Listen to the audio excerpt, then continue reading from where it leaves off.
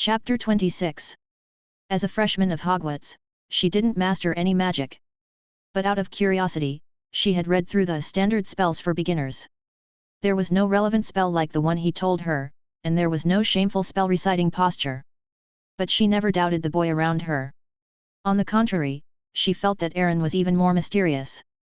He always came up with some shocking and novel things. A different feeling gradually sprouted in the girl's heart, and then grew stronger. Can I really do this? The girl felt the gazes of many people for the first time, and she timidly whispered. Yes, she was not valued since she was a child, and was even laughed at by some bad kids for not having a father. She was afraid of doing anything wrong, so she always lived cautiously. At this time, the wizards around began to make a noise. Please, Hannah, hurry up, I can't wait. Yes, if you can't do that, just get out of the way and let this handsome kid do it. Hesitating. The already embarrassed and self-deprecating girl became even more flustered.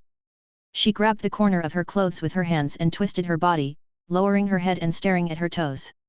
If you guys keep arguing, I won't give you any coke. First of all, this thing is not Uncle Tom's. It's mine. Aaron's joking expression turned cold, and he said to the wizards around him. He liked to joke, but it was limited to the play between children.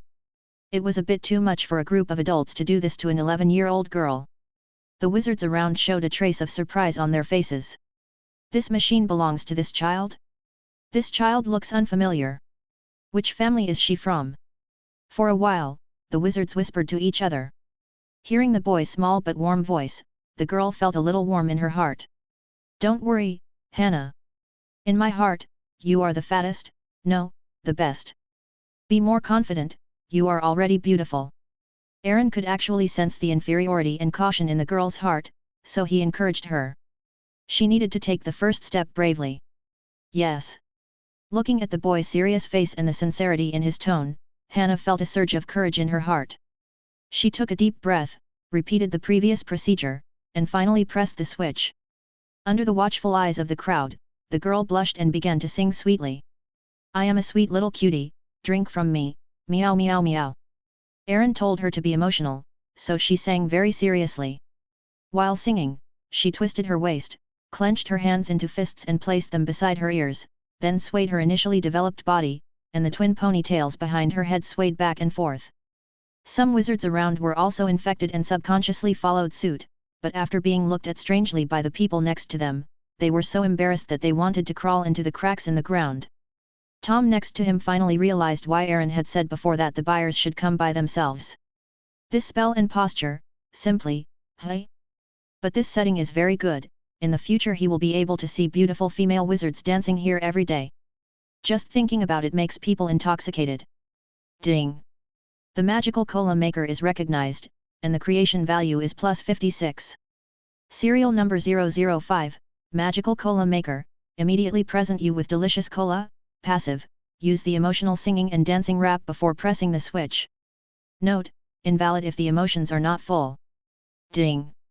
Detecting the shameful emotions of wizards plus 12 creation value. Ding! Detected. Plus 8 creation value.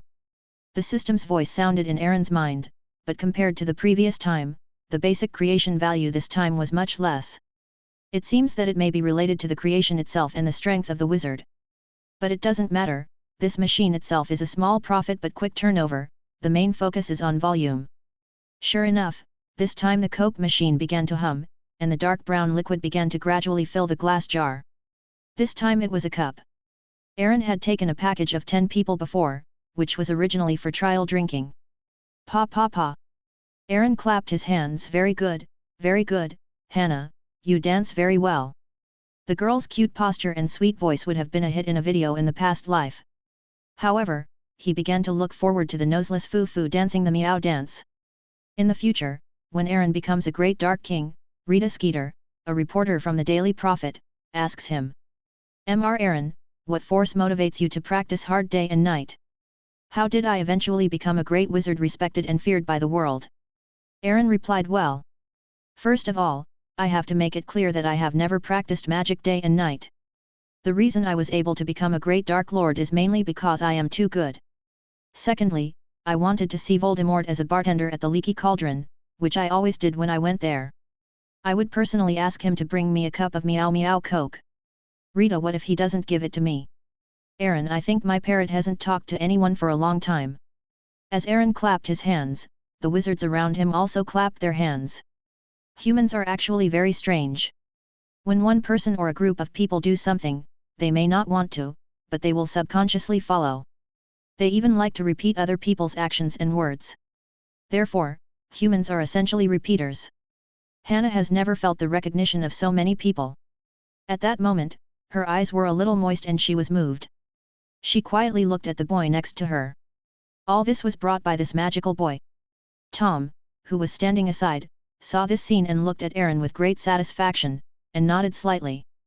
His niece, who had never felt the attention since childhood, finally met a kind-hearted child who was willing to protect her. He could feel Aaron's kindness to Hannah and his protection for her. This child, really? They are different from the brats I have seen before. Tom smiled and whispered to himself, but only he could hear this. It was time for Aaron to leave, too. He was going to Diagon Alley to replenish some basic alchemical materials.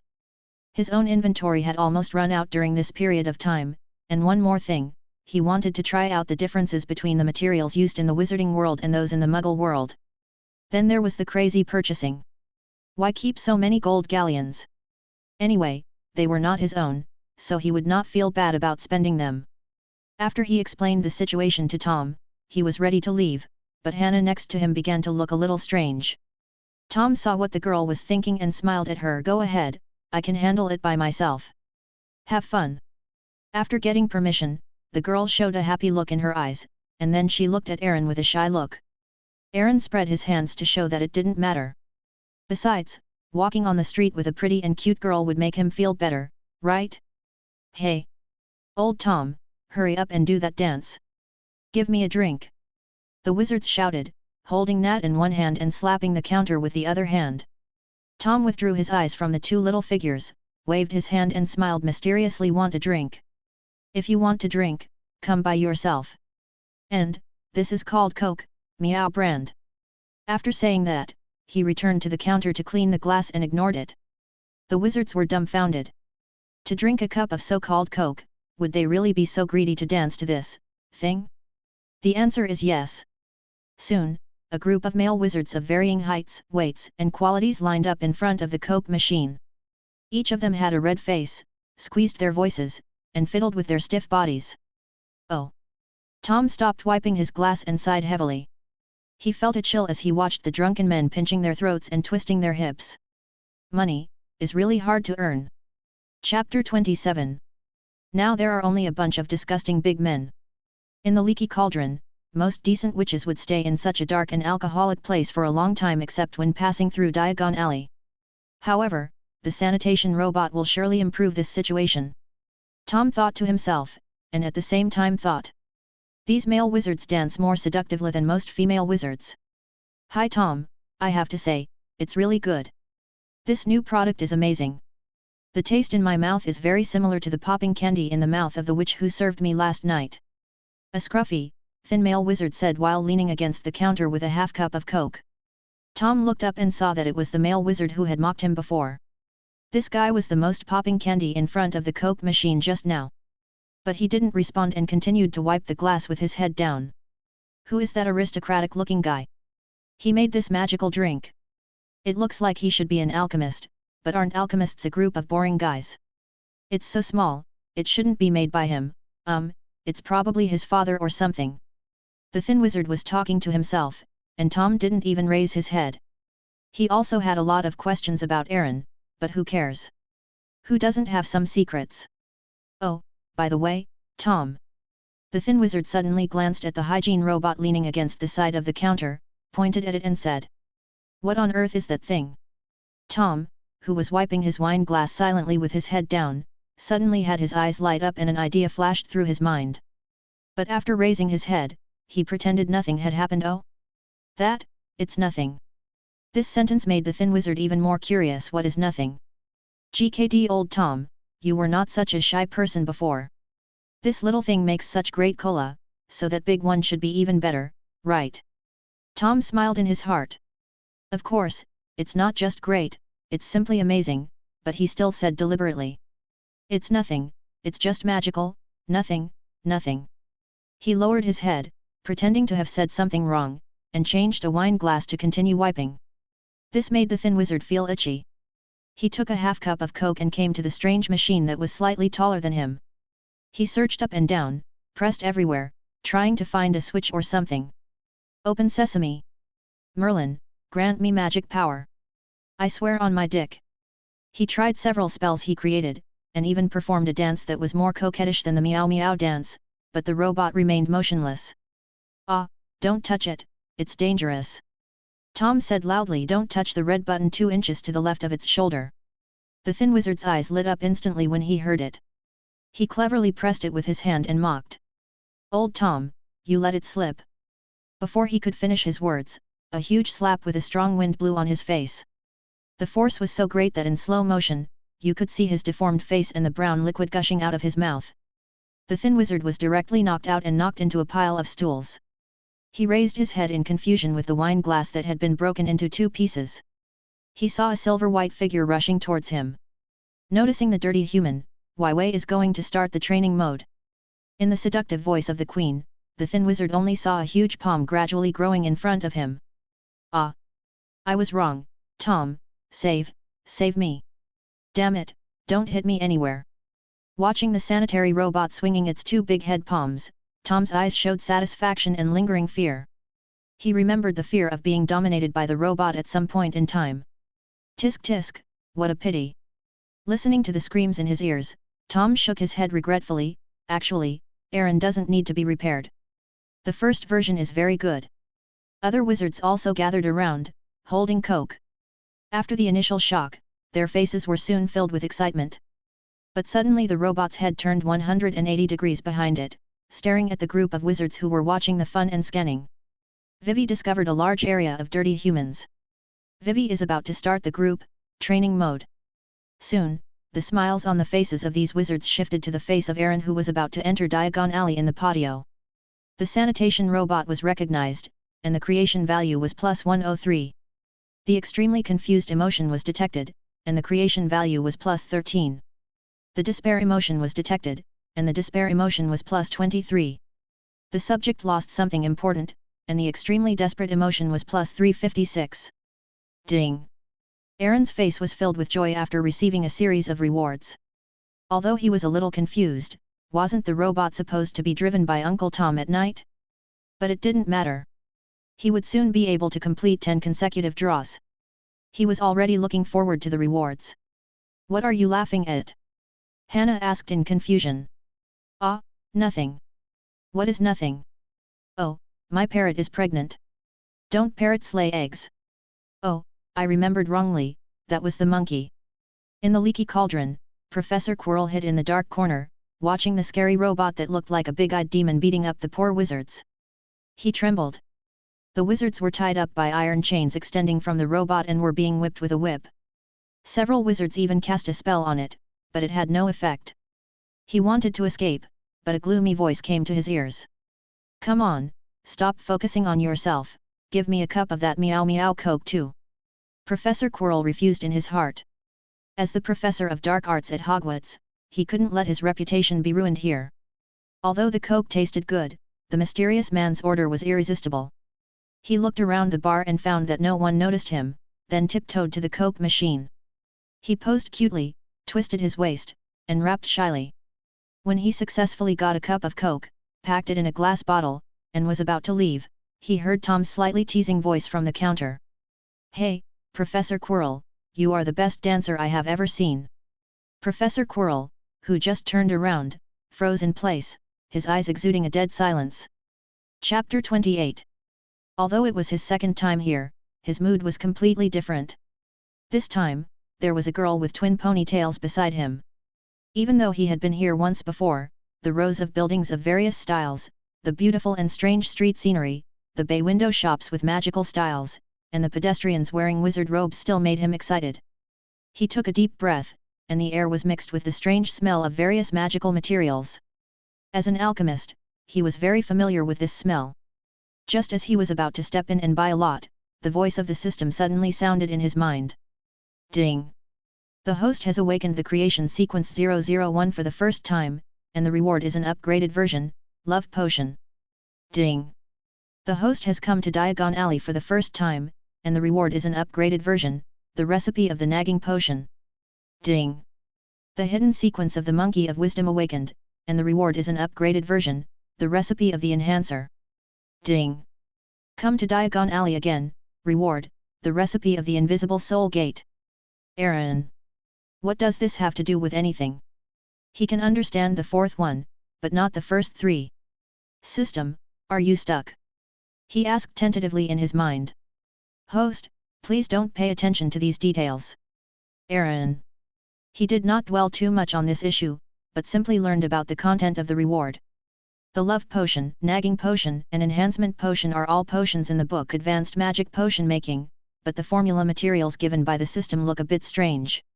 Although Aaron did not know the detailed formulas of the three potions, the system must have given a strong version. But when he saw the last one, Invisible Ecstasy Door, he was stunned. It seems that this world does not have it. The other ingredients in the formula are understandable, but the main ingredient is a door that has experienced the sedimentation of time. What kind of strange material is this? Where can he find it? Wait! Suddenly he thought of the only wand shop in Diagon Alley, Ollivander's Wand Shop. In terms of history, it may be the oldest building in Diagon Alley, with records dating back to the early 4th century BC. Of course, it is also the most marginal and dilapidated shop, which is attributed to the fact that the Ollivander family is obsessed with making and developing more powerful wands. It's a bit like those dedicated scientists in the previous life, unkempt, obsessed with contributing everything to the progress of human civilization. Aaron, do you have any problems with your face? The boy next to him was staring at a shop in a daze since he entered Diagon Alley. Hannah asked quietly. Ah? What? Aaron came back to his senses and found that his eyes were fixed on the sign Mrs. Propine's Beauty Potion Shop. This is a beauty shop that helps witches get rid of warts and worse. Seeing the little witch blushing and evasive, Aaron knew that she misunderstood, but he didn't explain anything, but walked in one direction. Well, let's go to the wand-making shop. Hannah was a little surprised. As for the wand, she remembered that Aaron had bought one yesterday, right? Didn't anyone tell him that a wizard can only have one wand? But she didn't say it out loud, but followed the boy obediently. Aaron had his reasons for doing everything. At the same time, she was thinking wildly, he is so handsome, does he still have to worry about his appearance? South side of Diagon Alley. Coming to the shabby shop at the end of the street again, Aaron found that the door that was broken yesterday had been repaired. The roof was also repaired. Looking inside through the mottled dust on the window, the shelf for placing wands and the narrow boxes that were scattered before were also back in place. Everything yesterday seemed to have never happened. Aaron couldn't help but sigh at the convenience of magic. All he needed to sort it all out was a restoration spell. Of course, this was no difficulty for Mr. Ollivander. As soon as he entered the door, Ollivander, who was busy in the store, saw a familiar and impressive figure. His light-colored eyes lit up immediately. Oh, my God, am I dreaming? He walked forward eagerly and greeted very enthusiastically. Are you satisfied with the wand? Mr. Aaron.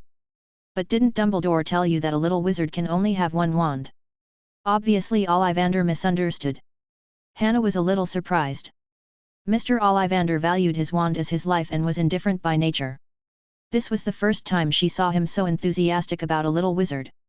Of course he noticed her, but he just smiled and nodded, and then put all his attention on Aaron. This made the girl a little depressed. Hello, Mr. Ollivander, your wand is great. Aaron responded politely, smiling and saying. I didn't come here for the wands, there's something in your store that I like and I want to buy it. Ollivander was stunned for a moment. In his store, apart from the wands which were worth some money, there were these shelves and boxes of little value. He waved his hand generously and said, Mr. Aaron, it's my honor to help you. I'll give it to you for free. Aaron's eyes lit up immediately, really? Of course, Ollivander never tells lies.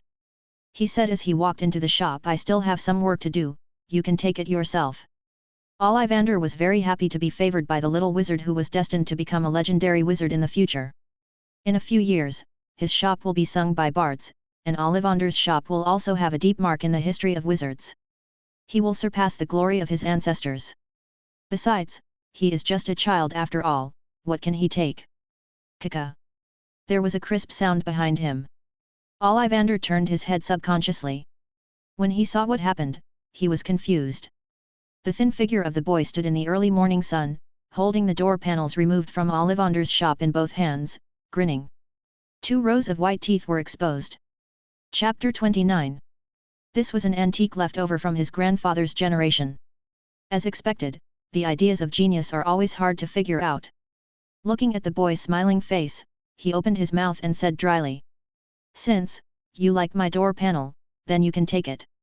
He is a future supernova in the wizarding world, with great achievements. It's just a door. He kept convincing himself. Aaron looked at the large door panel and became a little worried. He only thought about dismantling it and forgot how to bring it back. He couldn't carry it all the way back, right? But Mr. Ollivander was so generous. He shouldn't refuse to give him a backpack with a traceless extension spell, right? Mr. Ollivander, I have something else to ask. As an 11-year-old primary school student, it may be difficult for me to install this door panel. Can you give me something to help me install it? For example, a backpack with a traceless extension spell. Aaron felt a little embarrassed at the end. He had already gotten a twin wand comparable to the Elder Wand from Uncle Ollivander for free, and now he had to tear down his door.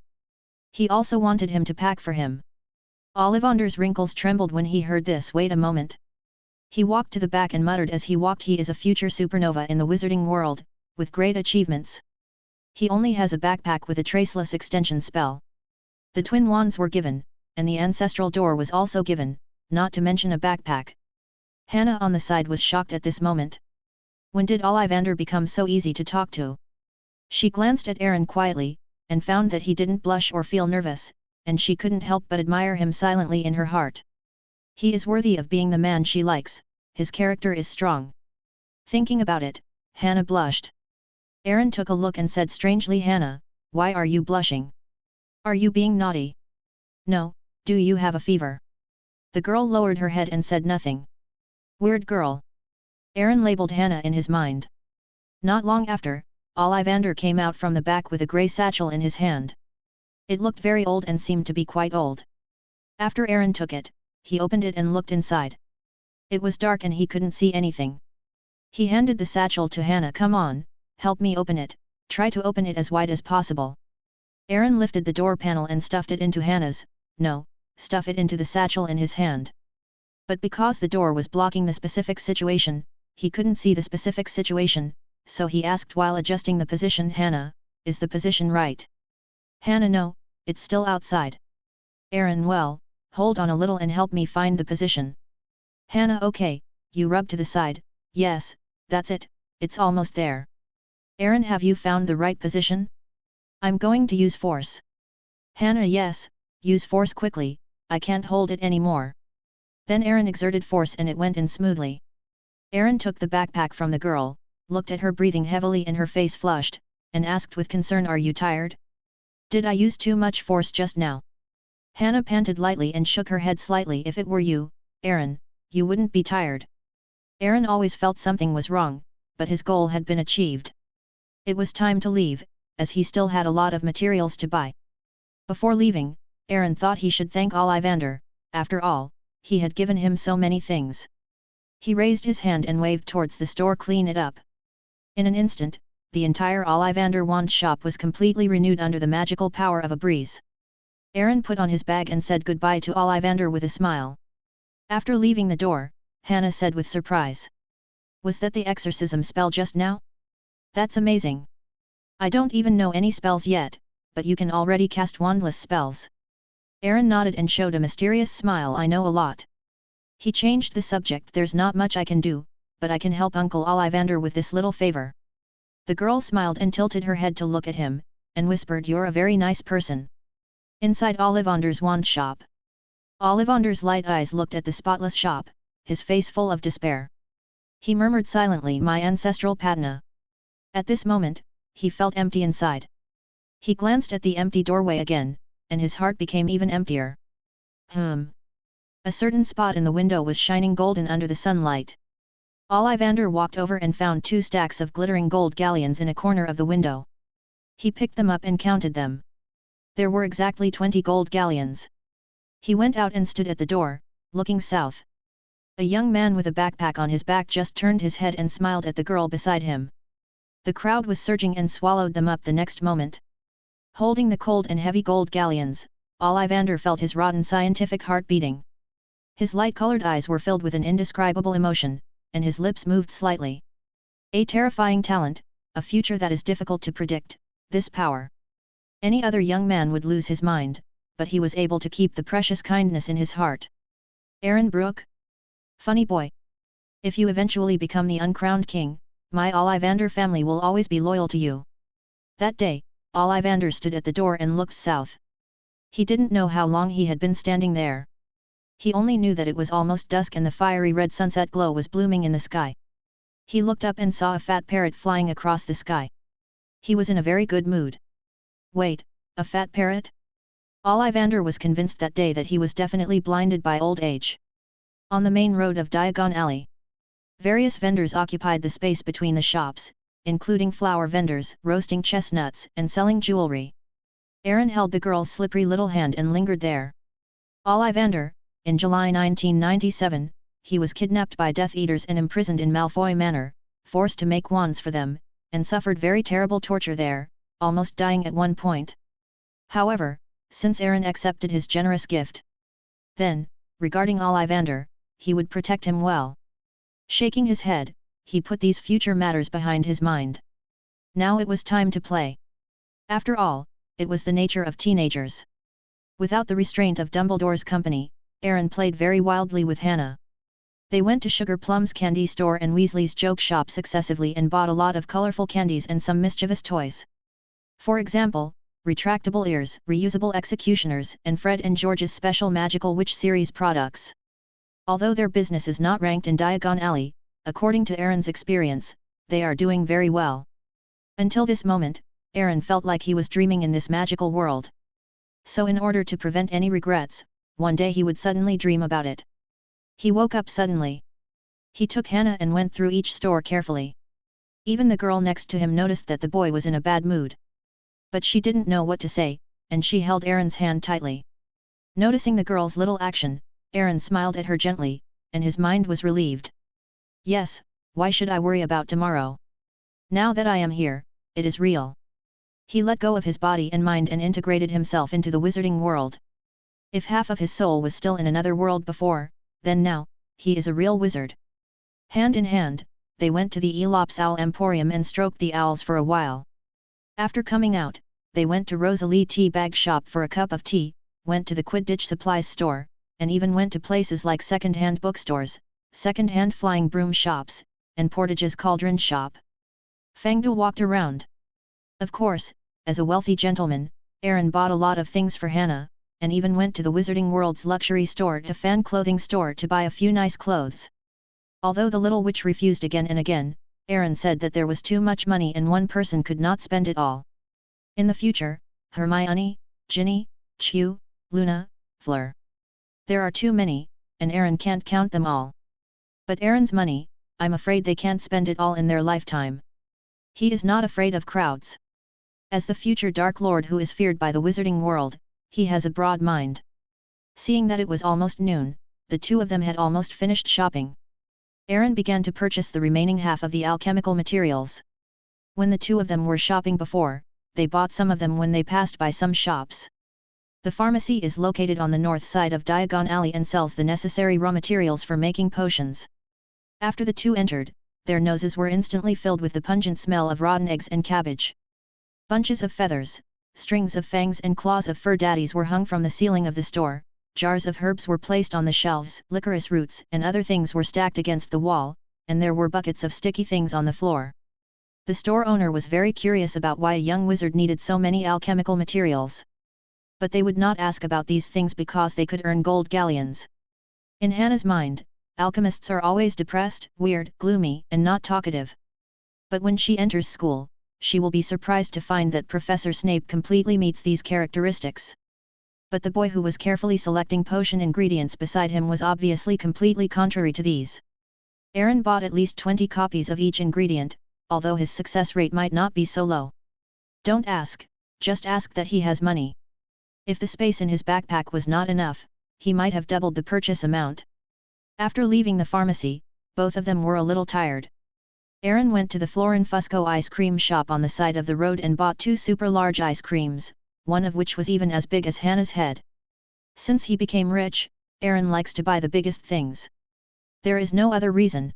A man will stay young until he dies, always loyal, and always like big things. On a bench on the street, the girl stretched out her pink tongue and licked the ice cream in her hand. She quietly glanced at the boy sitting next to her, only to see that the boy ate very roughly, and every bite would leave a gap on the ice cream. The girl couldn't help but smile knowingly, with a different style in her emerald blue eyes. It's just. Hannah Abbott looked up at the blue sky of Diagon Alley with cotton candy like white clouds and sighed softly. Time passed too fast. Are you happy? The girl turned her head in surprise, only to see the boy's face stained with cream, grinning, showing 8 teeth, smiling at her very brightly. Hannah nodded. This was the happiest half a day she had ever had since she was a child. From now on, there may be nothing that can compare to this moment, the boy's bright spirit and deep blue pupils in the sun. Hey, what are you daydreaming about? Everyone goes back to their own home and each finds their own mother. The girl's expression was shaken. While she was looking, Aaron stood on the stone steps on the other side of Diagon Alley and waved at her. Passing through the cobblestone path again and through the creeping brick wall, the two returned to the leaky cauldron. To Hannah's surprise, the leaky cauldron was brand new at this time, and the air was filled with an unnamed fragrance. The tables and chairs that were always messy before were now as neat as a church. At this time, the silver-white figure of the sanitation robot slid over, stopped in front of the two, and scanned the two with its big light bulb eyes. Dear Master, you are still handsome and tall today, Vivi loves you to death. The pleasant royal sister's voice sounded. For a moment, looking at everything around her, Hannah seemed to be in another world. The main plot of Diagon Alley is over. Chapter 30. Although I really don't want to disturb your, well, let's call it a girl's love for you. But Mr. Aaron seemed to have disappeared at the corner of the street a long time ago. He said, imitating the girl, standing on tiptoe to look outside the door, and pinched his voice and said, Look, there is only an empty alley there now. At the same time, he added in his heart, Damn, there are 2 stray dogs facing each other. Hannah blushed at what Tom said, and snorted. Then she ran to her room with bags of things in her arms. Child, I seem to see some candy in your arms, give me some. Tom said loudly. Hannah stopped, with a sly look in her eyes, and took out half a bag of BB multi-flavor beans from her arms and put it on the counter. This half bag was left over from shopping, and Aaron told her not to eat it. She could probably guess something, but as to why Aaron knew it so accurately, the boy told her it was a secret. Watching the girl flee back to the room, Tom, in a good mood, happily picked up the BB multi-flavor beans on the counter. Hey? Why is there only half a pack? But he didn't care. He picked up a pill and put it in his mouth. The next moment, his face twisted. It tasted like booger. He didn't believe it and tried several more pills in succession. But when he ate the last one, he broke down. It tasted like booger, soap, vomit, and earwax. It must be Aaron who led her astray. Tom said depressedly. Hannah was not like this before. Outside London Castle. Aaron made himself a cup of black coffee and began to count his purchases excitedly. He opened his personal dashboard and looked at the item value column. Wow, he exclaimed.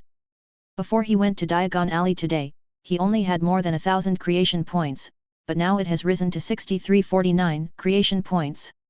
It seems that he will be able to collect 10 consecutive draws by tomorrow morning at the latest, or the afternoon at the earliest. In the original book, J.K. Rowling said that the number of wizards in the whole UK is about 3,000, and the number of new students in Hogwarts every year is about 1,000. However, after going deep into the wizarding world in the past 2 days, Aaron couldn't help but complain. What do you know about Harry Potter, Rowling? After walking around the whole Diagon Alley, there are at least more than 2,000 to 3,000 wizards. This does not include those who have not come out of Hogsmeade. In terms of the total number of wizards in the UK, plus the wizard diversion of the Hog's Head and the 3 broomsticks. The wizard flow of the leaky cauldron alone is still too little for him. That's right, in the whole morning, he didn't even reach 10,000 creation points. It seems that I have to work harder. The more creatures I create, the stronger I will be. Aaron muttered to himself. He wanted to improve his strength as soon as possible. Meeting Professor Quirrell in Diagon Alley today gave him a sense of crisis. Although Voldemort is just a face now and can't make waves for the time being, this world is not a warm and daily plot. A group of Death Eaters who follow the ideas of a great pure-blood wizard, and a group of brain-damaged wizards in the Ministry of Magic in Britain. Especially the current Minister of Magic, Cornelius Fudge, that idiot, actually believed in the Dementors guarding Azkaban. The final result was a large-scale rebellion by a large number of Death Eaters and Dementors. What's more, the 2 Dementors that attacked Harry later were specially sent by Umbridge, an official of the Ministry of Magic. They just wanted Harry to be expelled for casting spells outside the school. If Harry was not the protagonist, Aaron believed that if it were someone else, they would have been fooled long ago. There are people around. Aaron was very panicked by such a group of people, although he had the twin patroness and was not afraid of Dementors. But having such a group of stupid teammates around you would really screw you. You know, students really die in Hogwarts. Poor Myrtle was killed by the basilisk released from the Chamber of Secrets by Tom Riddle Jr. in 1943. Until now, her soul and resentment are still wandering in the place where she died. Aaron doesn't trust anyone, he only believes in himself. Those who believe that Hogwarts can protect themselves are absolutely foolish. Only when you are strong yourself can you be truly strong. In fact, in Aaron's view, Voldemort is at best a serial killer. How dare he call himself the Dark Lord? Then I'll show you what the real Dark Lord is. His thinking is very clear, and he despises Voldemort from the bottom of his heart, but he cannot neglect any physical defense. Okay, I'll stop writing my mental diary here today. Aaron looked up and swallowed the last sip of warm coffee, the bitter taste spreading in his mouth. As for why he didn't write it down, who would write down their thoughts in their notes? With the harvest purchased and unloaded in Diagon Alley today, Aaron walked towards the laboratory on the second floor. He transferred all the materials from his bag to the glass jars on his shelf. This way, they can be easily taken at any time.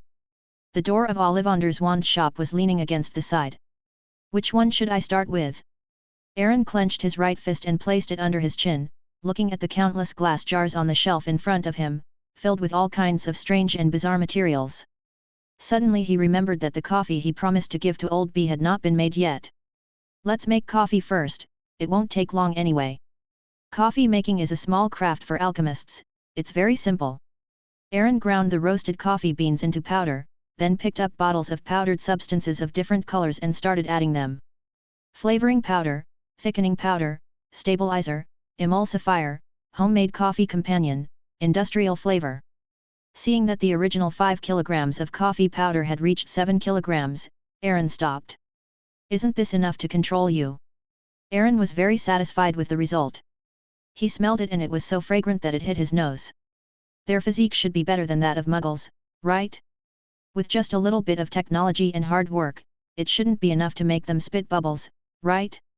Inside Hogwarts School of Witchcraft and Wizardry, Dumbledore, who was sitting at the table writing something with a quill, suddenly sneezed. He rubbed his nose, stood up, and went to the window to look out. Why hasn't the coffee come yet? Dumbledore muttered. In the old castle outside London. In the laboratory, Aaron had put on a rubber suit that covered his whole body and a closed hood. He came to the shelf and picked out a glass jar containing strange materials from it. He took the jar to the laboratory table and turned on the incandescent lamp. After preparing the beakers, test tubes, crucibles, etc., he picked up the glass jar and opened it. Under the illumination of the incandescent lamp, a strip-shaped, arm-thick, bloodless grey-skinned unicorn tincture appeared in the glass jar, slowly shaking in the yellowing solution. Chapter 31. Aaron is going to make now is the enhancer. The original known formula of the enhancer is salamander blood, griffin claw powder. On this basis, the system upgraded the formula and added a unicorn tincture. In fact, Aaron asked the system on the way back from Diagon Alley. The system added an equally ordinary ingredient to the potion that was originally an ordinary potion in the wizarding world. But why is the final result of the refining so extraordinary, and may even qualify for the sequence? This starts with the nature of the potion. If the potion formula and production are correct, can a muggle successfully make a magic potion?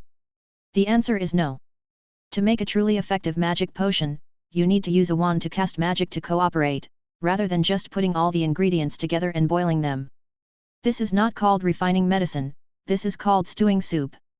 So the essential difference lies in the magic. In layman's terms, it is the magic that gives the potion magical powers, the core. It can exert magical effects. Aaron is a natural black magic container, a rising black star, and his magic has a hint of divinity. By analogy, Aaron gave the same potion ratio to Snape to refine. Snape's potion is ordinary, while Aaron's potion contains a strange black star divinity. Try adding 5 2/3 of unicorn tincture first. In front of the laboratory table, Aaron used a syringe to draw 3 tubes of animal tincture solution. Then he weighed 20 grams of eagle claw powder and 2/3 of salamander blood in the test tube on the copper balance. Pour the salamander blood in the test tube into the shiny black crucible in front of him. Stir 3 times clockwise, then add eagle claw powder, stir 2½ circles counterclockwise, and finally pour in the animal tincture solution. After heating at low temperature for 45 seconds, Aaron began to wave his right hand to inject his unique divinity into the crucible. He did not need a magic wand to assist him in brewing. During the brewing, he was fully focused, but suddenly he quickly took 2 steps back, and then did a nimble backflip. Quickly away from the semi-finished potion brewing on the laboratory table. This series of actions that were difficult to follow with the eyes was completed in about 0.8 seconds. Boom! Sure enough, just as he was about to pull away, there was a muffled thud on the lab table and a violent explosion occurred. The shock wave shattered all the materials and small test tubes on the lab table except for some fixed equipment. The crucible was blown up to the ceiling, then bounced on the ground, and finally rolled in front of Aaron and spun around.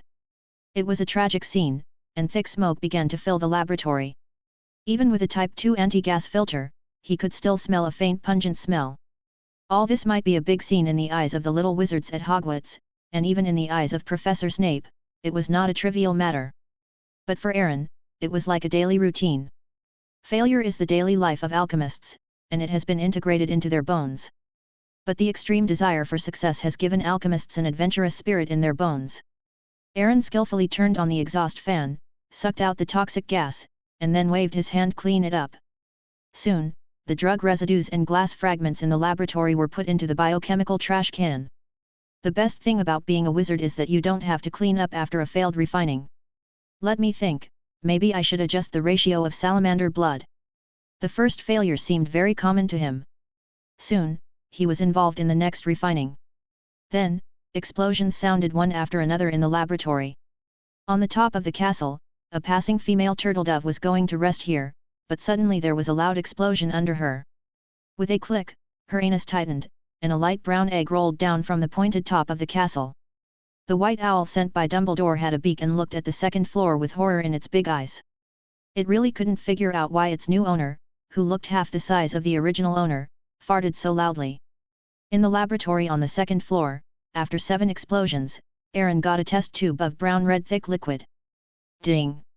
Congratulations to the host for successfully refining a short-acting sequence potion, Stamina Enhancer, effective for 12 hours. Effect: the user is extremely brave during the period of taking it, but will feel extremely empty afterwards. Note: use with caution. Aaron. So after I got bombed 7 times, this is what I get? System: can I get the creation points for the short-term sequence? Aaron asked the most concerned question. Why did he go through all this trouble? Of course it was for the creation points. Otherwise, why would he spend so much time practicing it? Just to hear the sound? It doesn't matter whether it's a festival or not. As long as the effect is produced, there will be creation points, but there is a time limit for use. Hearing this, Aaron breathed a sigh of relief. It's good to have it. Although it's only 12 hours, a mosquito leg is still meat. Then he struck while the iron was hot and refined the other 2 potions in one breath. Of course, there were more than 20 explosions in the laboratory. The main reason was that the upgraded version of the love potion had a high failure rate, which exploded 18 times, and the upgraded version of the nagging potion was successfully refined in almost only 3 or 4 times. Of course, the higher the failure rate, the stronger and longer lasting the potion is. Ding! Congratulations to the host for successfully refining the permanent sequence, the Vila potion. Passive: the user will gain extremely strong leadership and 100% bonus to being liked by the opposite sex. Side effects: holy body of lust embryos, and the object of lust is not limited by race. The original love potion was upgraded to a Vila potion after being refined. Aaron thought about taking it himself because the effect at the beginning was quite good. But the side effects at the end discouraged him. He is a man destined to become the Dark Lord. No. The Dark Lord. Being too obsessed with women will only affect his sword drawing speed. Pass. The second side effect is even more terrible, and the details are inconvenient to disclose. After refining 3 series of potions in a row, Aaron now has magic power, otherwise his body would have been hollowed out before. But he is not much better now, his head is beginning to feel swollen and painful due to excessive concentration. Alas! With a light sigh, Aaron glanced at the door panel of Ollivanders' wand shop next to him. It seems that the invisible enchantment door can only be refined tomorrow. It is meaningless to stick to the progress of 1 or 2 days. Alchemists must have a balance between work and rest, so as to increase the success rate in refining. I can't be like that old bat, who is depressed from refining potions, with a sullen face all day long and weird. If that gloomy look stares at you for more than 3 seconds, you will wonder if Lily Potter's death has something to do with you. Why didn't Lily choose you, Snape? Remember, the future great Dark Lord Aaron Brooke only teaches once, that is, it is always right to be a sunny boy. That's right, he wants to be a sunny and cheerful Dark Lord. Even if his future self is always surrounded by black smoke when he appears, he will light up the brightest fluorescent light in it. Voldemort is a person who can't create a personality. What a loss! He took off the closed hood and took a deep breath of the air mixed with various smells in the laboratory. He looked up at the mechanical watch hanging on the wall, and it was almost time. He took a 200-gram can of coffee powder and 3 sequence potions that he had packed earlier and went downstairs.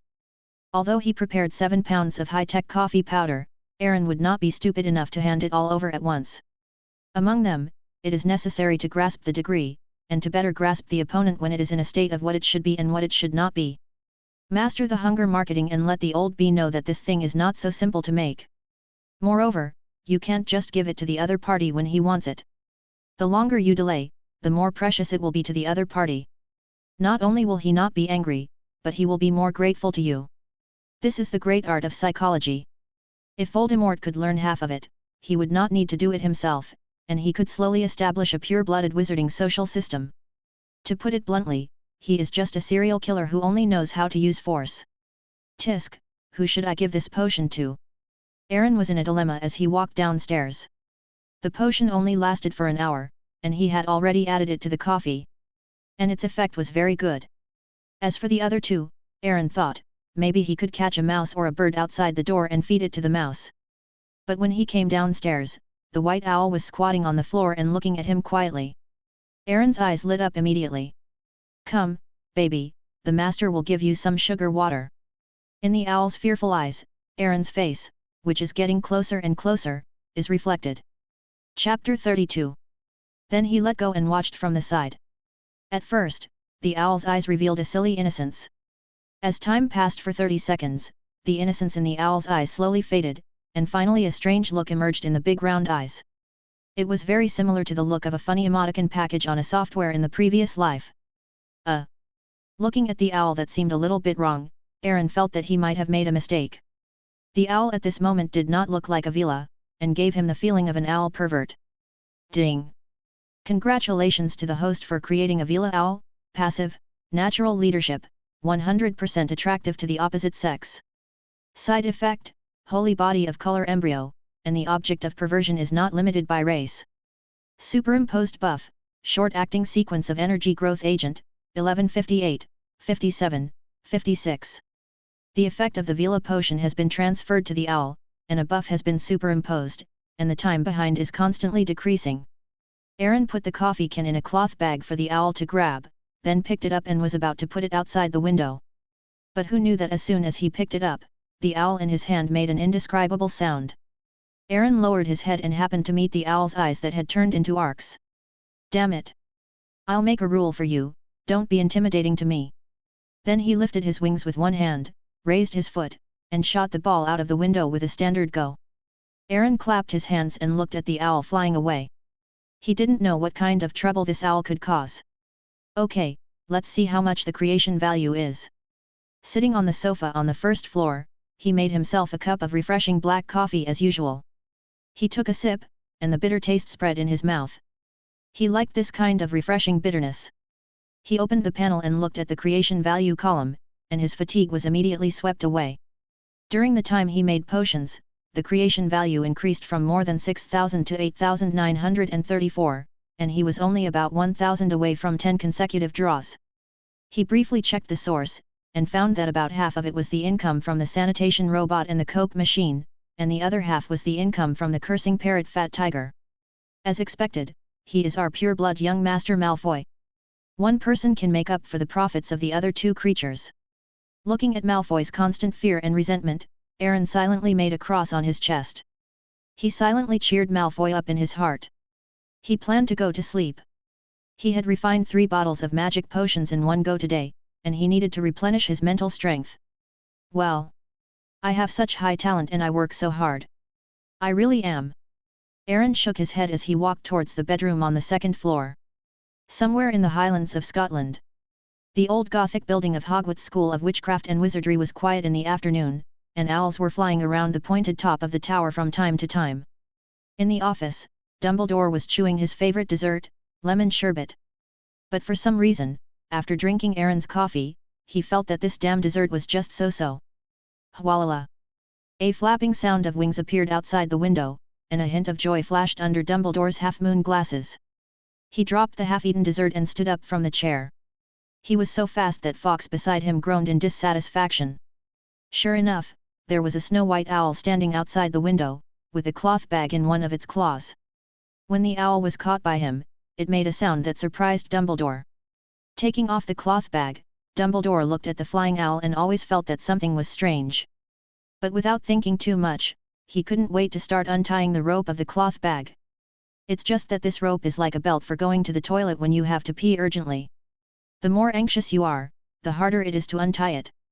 However, what he didn't notice was that the feathers on Fawkes' neck on the shelf trembled slightly at the moment the owl appeared.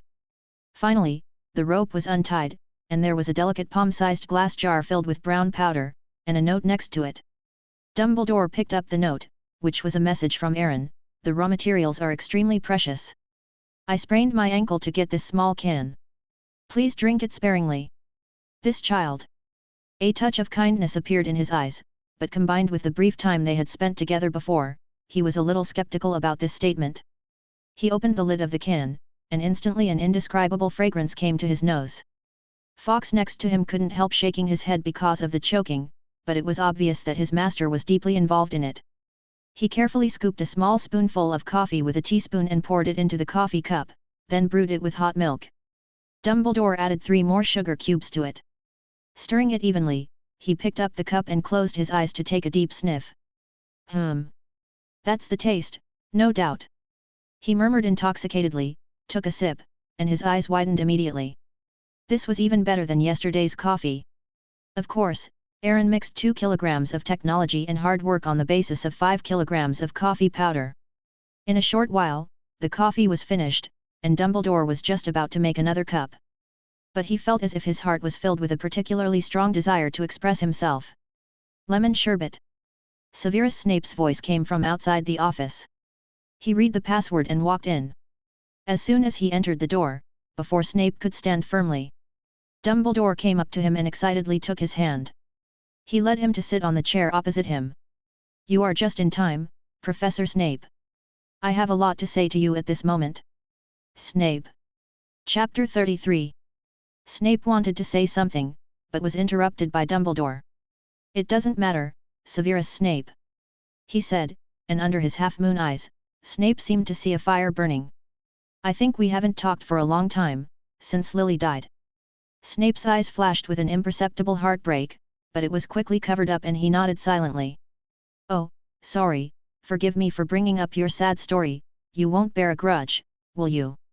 Dumbledore changed the subject and continued, I remember you had a small notebook similar to a diary, which was filled with the name of your rival, James. Snape. He felt that Dumbledore was a little strange today. Not Headmaster Albus. Snape forced a very formal smile. Oh, that's good, but compared to Lily, I think you care more about James. Snape rarely interrupted Dumbledore. Since you want to talk about this, I think your emotional entanglement with Gellert Grindelwald is more abundant and worth talking about. In the office, the two of them suddenly fell silent for a while. Oh, okay. Dumbledore broke the silence. Then let's drop this topic. But soon he asked again without giving up, are you really with James? Headmaster. Snape stood up suddenly. He was a little angry now. Dumbledore had to stand up and pat his shoulder to comfort him. Okay, let's not talk about it. I just want to warm up the atmosphere with you as soon as possible, so that the next topic can be better used. Snape was stunned for a moment. There is still a topic to talk about next? He really wants to leave now. Oh, by the way, I don't think I've seen you change your clothes. Dumbledore's eyes fell on Snape's clothes, his eyes flashing with a strong desire for knowledge. Was this black robe white before? Snape thought to himself, enough. Really enough. This was more damaging than the damage done by the mysterious man. Second only to Lily. Soon, nearly an hour had passed. In the office, Snape sat on a chair with a gloomy face. The headmaster opposite him had been chattering for nearly an hour. Also, I'm very curious. I heard that students call you old bat in private. You really are sucking. At this point, Dumbledore's throat seemed to be stuck. He opened his mouth, but the rest of the words didn't come out. He shook his head, a hint of confusion in his eyes. He seemed to be in another world just now, and seemed to have said a lot of strange words. Although this makes people very comfortable. He knew that he shouldn't have such thoughts, but the strange thing was that this was the fact and he had to follow his heart. But Severus opposite didn't seem to look very good, and Dumbledore didn't know whether to comfort him next. But looking at his expression, comfort might not work. The office fell into silence again. After a while, Snape stood up carefully and asked, Principal, do you have anything else to say? Oh? Me? Dumbledore said, No, but I remember you had something to do, right? I didn't. Snape said bluntly. Watching Snape's departing back, Dumbledore shook his head and murmured in confusion, what happened to me just now? In the dim corridor of Hogwarts, Snape walked quickly towards his office with a stern face. On the way, Professor McGonagall greeted him warmly, but he ignored her. This made Professor McGonagall a little confused, but she didn't care. Snape was the least talkative professor in Hogwarts. All the way back to his office, Snape closed the door. He seemed to relax and gasped. But when he thought of what had just happened, those things flashed through his mind one by one. Ah! Snape grabbed his hair and growled. But soon he thought of something and walked towards the potion storage room in the office. He took out a small bottle of potion with forgetfulness potion on it and drank it without hesitation. Gradually, he calmed down and slowly sat on the ground. In the dark, he hugged his legs tightly and twitched slightly. Lily. His voice was unclear. Wiltshire, England. The Malfoy pureblood mansion looked even more dignified and gorgeous under the setting sun. After Draco Malfoy finished his dinner, he went upstairs with 2 dark circles under his eyes. After entering the room, he tiptoed to the window and looked out, but there was no trace of the fat parrot around. In fact, he didn't even see a sparrow at this moment. He breathed a sigh of relief, and his tense body collapsed on the bed. Damn the revitalization of the family, damn the pure blood concept. He just wanted to have a good sleep now. The excitement and grand vision of getting the wand yesterday had been completely exhausted at this time. Maybe that damn parrot won't come tonight. Malfoy took off his clothes, got into the quilt, and wrapped himself tightly. He was just about to close his eyes. A voice that made him despair came from outside the window. Here I come, bro. Do you sleep well? Have you forgotten your goal? The goal of revitalizing a pile of shit has not been achieved yet, you are sleeping like a hammer. Chapter 34. Malfoy looked at the ceiling with despair. The sound of the parrot was not terrible, but it still made the boy shiver. He tried to ignore it and covered his head with the quilt. Then he blocked his ears with both hands. But the sound was like a devil's voice, ringing in his mind. Ah! He jumped up from the bed frantically, grabbed the magic wand beside his pillow, and waved it around, trying to drive the damned fat chicken out. But it was useless, and instead caused the parrot to laugh at him. There is a young man with ideals, but his penis is only 3 inches. It's so embarrassing to swing it around, I might as well feed it to the little sparrows. Malfoy quickly covered his important parts and hurriedly put on his pants from the bed. Then he got out of bed and chased the parrot flying around the room. But the parrot was too agile. It was in front of him 1 second and behind him the next, and even pecked his little butt hard. Soon, Malfoy lay on the floor powerlessly. He looked at the parrot in despair, flying forward, backward, and spinning in his room, and even pooped on his face. He wanted to tell his father about it. But when he thought of his father's cold and stern face, he gave up this plan. Once his father knew that he was fooled by a parrot. Thinking of this, the boy didn't dare to think about it. Somewhere in the Highlands of Scotland, in the dim corridor of Hogwarts School of Witchcraft and Wizardry, Professor McGonagall walked out of Dumbledore's office with red eyes. Her steps were hurried and her expression did not look very good. "Oh, McGonagall, you seem to be very sad." The painting on the wall suddenly moved and asked. But Professor McGonagall did not answer, but went to the direction of Severus Snape's office. The headmaster's office. Dumbledore sat in the chair and fell into deep confusion. He felt that something was wrong with him today. First, it was Professor Snape, and now Professor McGonagall was so angry that she slammed the door and left. What went wrong? Dumbledore's half-moon glasses gleamed with wisdom. He made himself another cup of coffee and took a sip intoxicatedly. Knock, knock, knock. In the darkness, Snape heard someone knocking on his office door. He was silent for a while, but the knocking continued. He stood up and turned on the light in the darkness. When he opened the door, a hint of surprise flashed in Snape's eyes. "Professor McGonagall? What's up?" McGonagall's eyes were red, and her voice seemed a little aggrieved. "Can you let me in first?" Snape was stunned for a moment, but still welcomed McGonagall in. In Snape's office. "So, you just came out of the headmaster's office?" Snape looked a little strange after listening to McGonagall's story.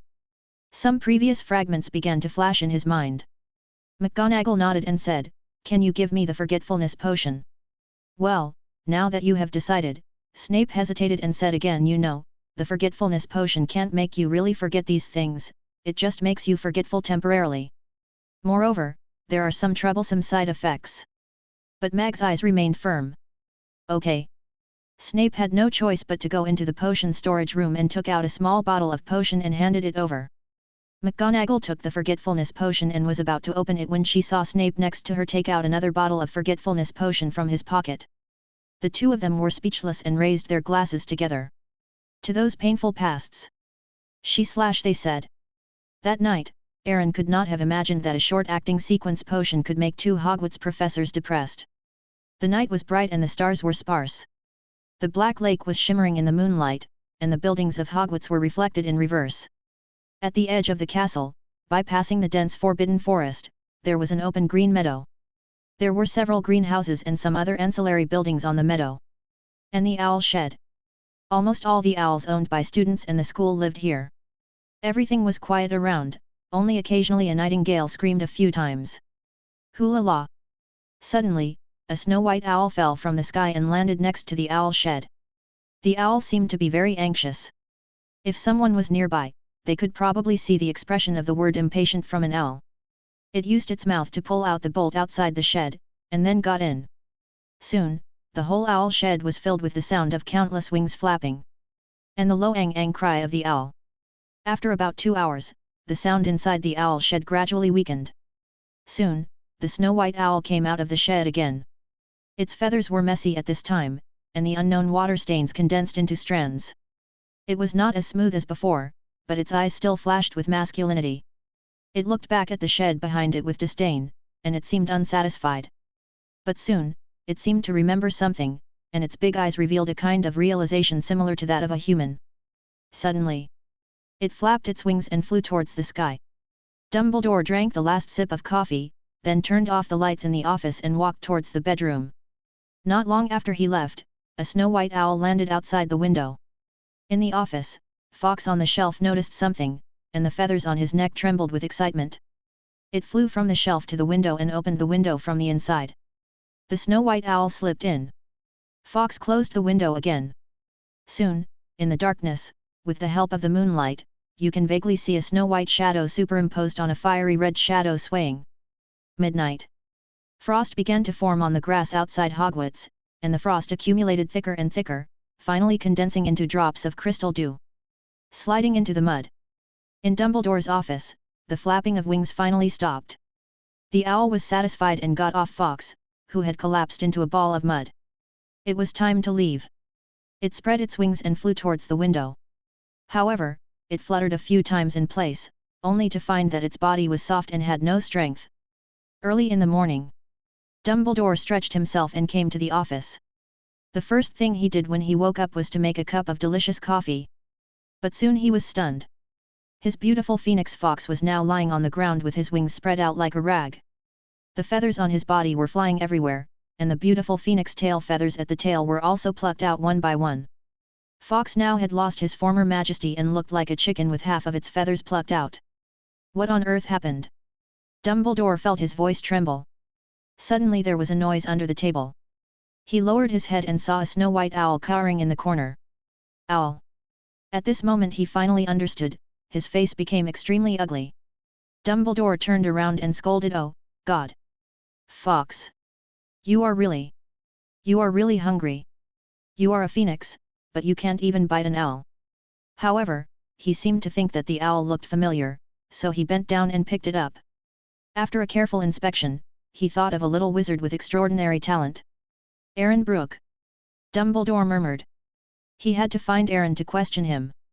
He brought his owl along the way to the outskirts of Hogwarts School, and after a brief greeting with the guard Filch. Phantom displacement. As soon as he finished speaking, he disappeared from the spot. Chapter 35. Castle. Let's leave the matter of Fawkes for now. After all, he can be reborn from the ashes. Dumbledore stood in the living room with a smile on his face, holding a 300-gram can of coffee in his hand. Aaron nodded at him with a standard smile on his face. Apparition. As the spell was recited, Dumbledore disappeared. Aaron, who was smiling, immediately turned his face and cursed at the owl beside him. "It's enough for you to play with the owl. Why are you going to play with the phoenix?" It took me 300 grams of coffee to coax him into submission. Coffee is a small matter. Do you know that old B. Dumbledore is scary? The owl beside him trembled, staring with big eyes, looking innocent. In the morning, as soon as Aaron opened his eyes, he saw Dumbledore's old face in front of him, and his stick softened immediately. In the end, under Dumbledore's request that the weekly coffee be canned in 300 grams, the matter was settled. Let's see how much the creation value is. Aaron sat on the sofa and drank a sip of the black coffee that was gradually getting cold. When he opened the panel, his face suddenly turned from cloudy to sunny. After a night, the creation value column had reached 13,256. After taking a look at the source, Aaron's face looked a little strange. 70% of the creation value came from 2 wizards in Hogwarts Castle. Oh my god, what on earth did old Dang do? Is the lethality so high? But these are not important. System, draw a lottery. As soon as the voice fell, the lottery wheel in the ordinary area of the illusory panel in front of him began to spin rapidly. Soon, the turntable slowly stopped. Aaron rubbed his hands and waited expectantly for the announcement of the reward. Ding! Congratulations to the host for drawing the ordinary reward, 4 permanent magic points of 1x4. Obtained advanced reward, Animagus primary 5-clawed black dragon form, upgradable, ... Obtained ordinary spell experience points of 1000, x4. Obtained golden legend, traceless extension spell, full level. As the system's cold reward announcement was completed, the castle fell into silence for a minute. Bang! Aaron suddenly slapped the table heavily, stood up excitedly, and scared the owl next to him. I thought the master was going to settle the score later. No wonder it took me so long to get such little creation value. This reward is too. It's so explosive. He looked at the golden prizes in the prize pool, and his expression was uncontrollably excited.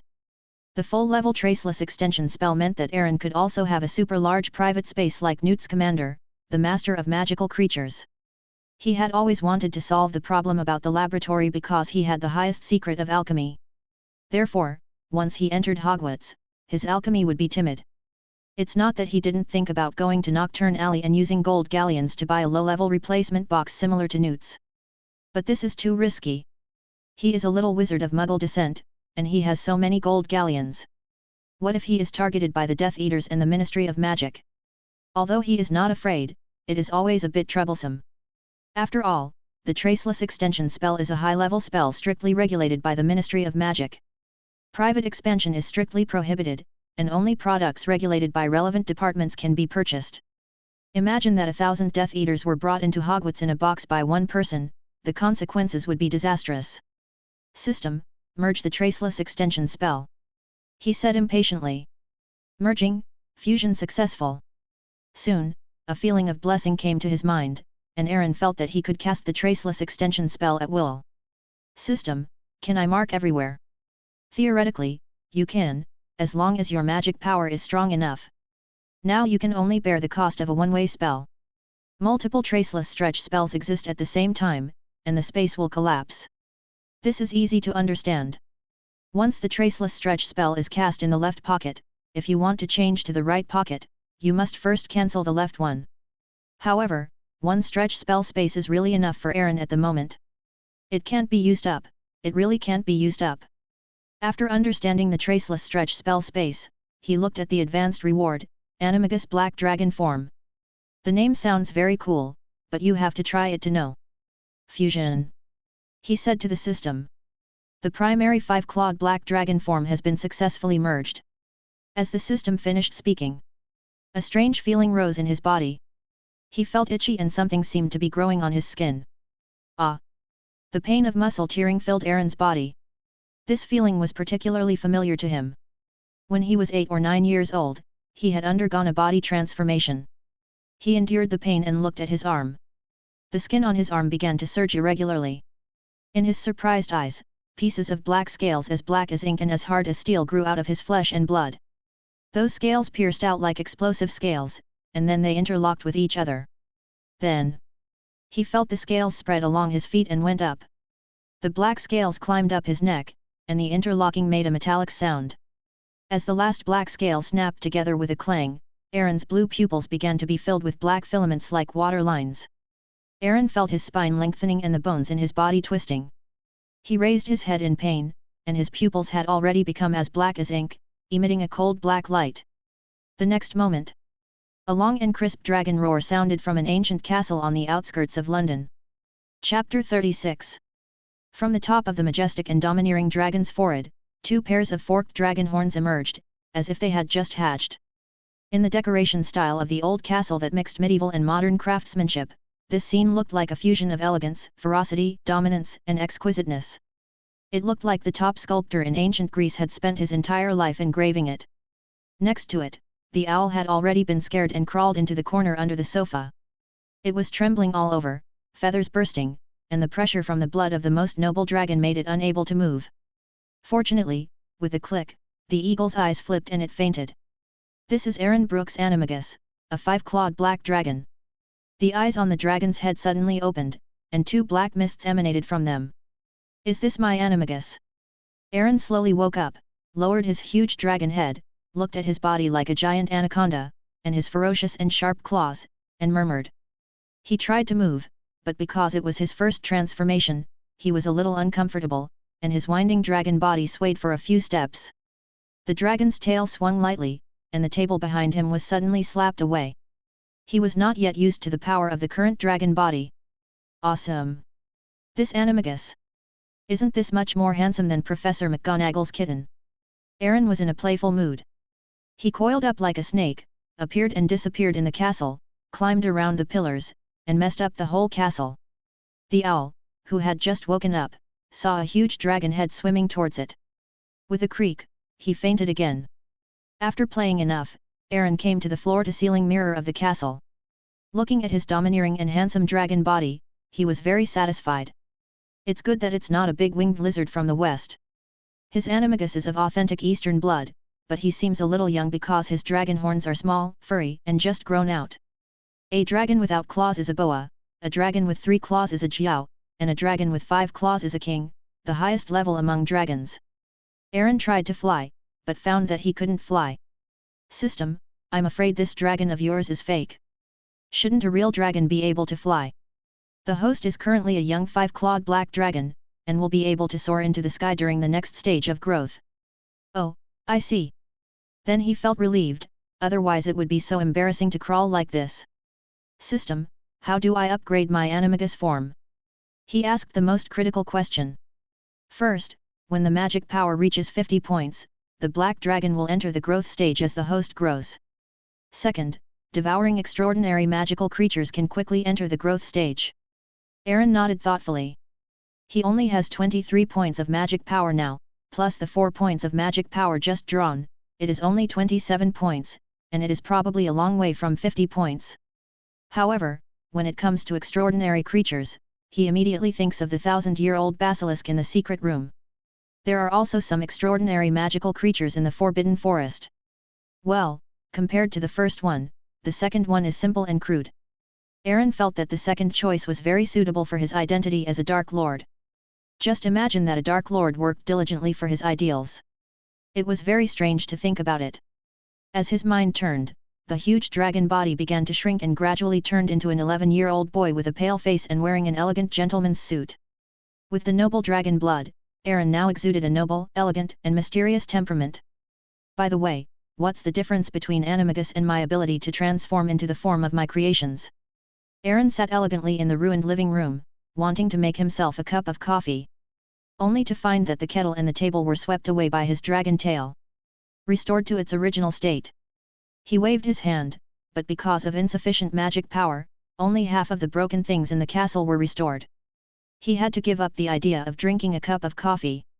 Regarding maintaining elegance, sometimes you have to pay attention to the environment. The host of the animagus form has everything that the black dragon has, and can awaken in the future: dragon flame, dragon language, dragon magic, dragon forbidden techniques.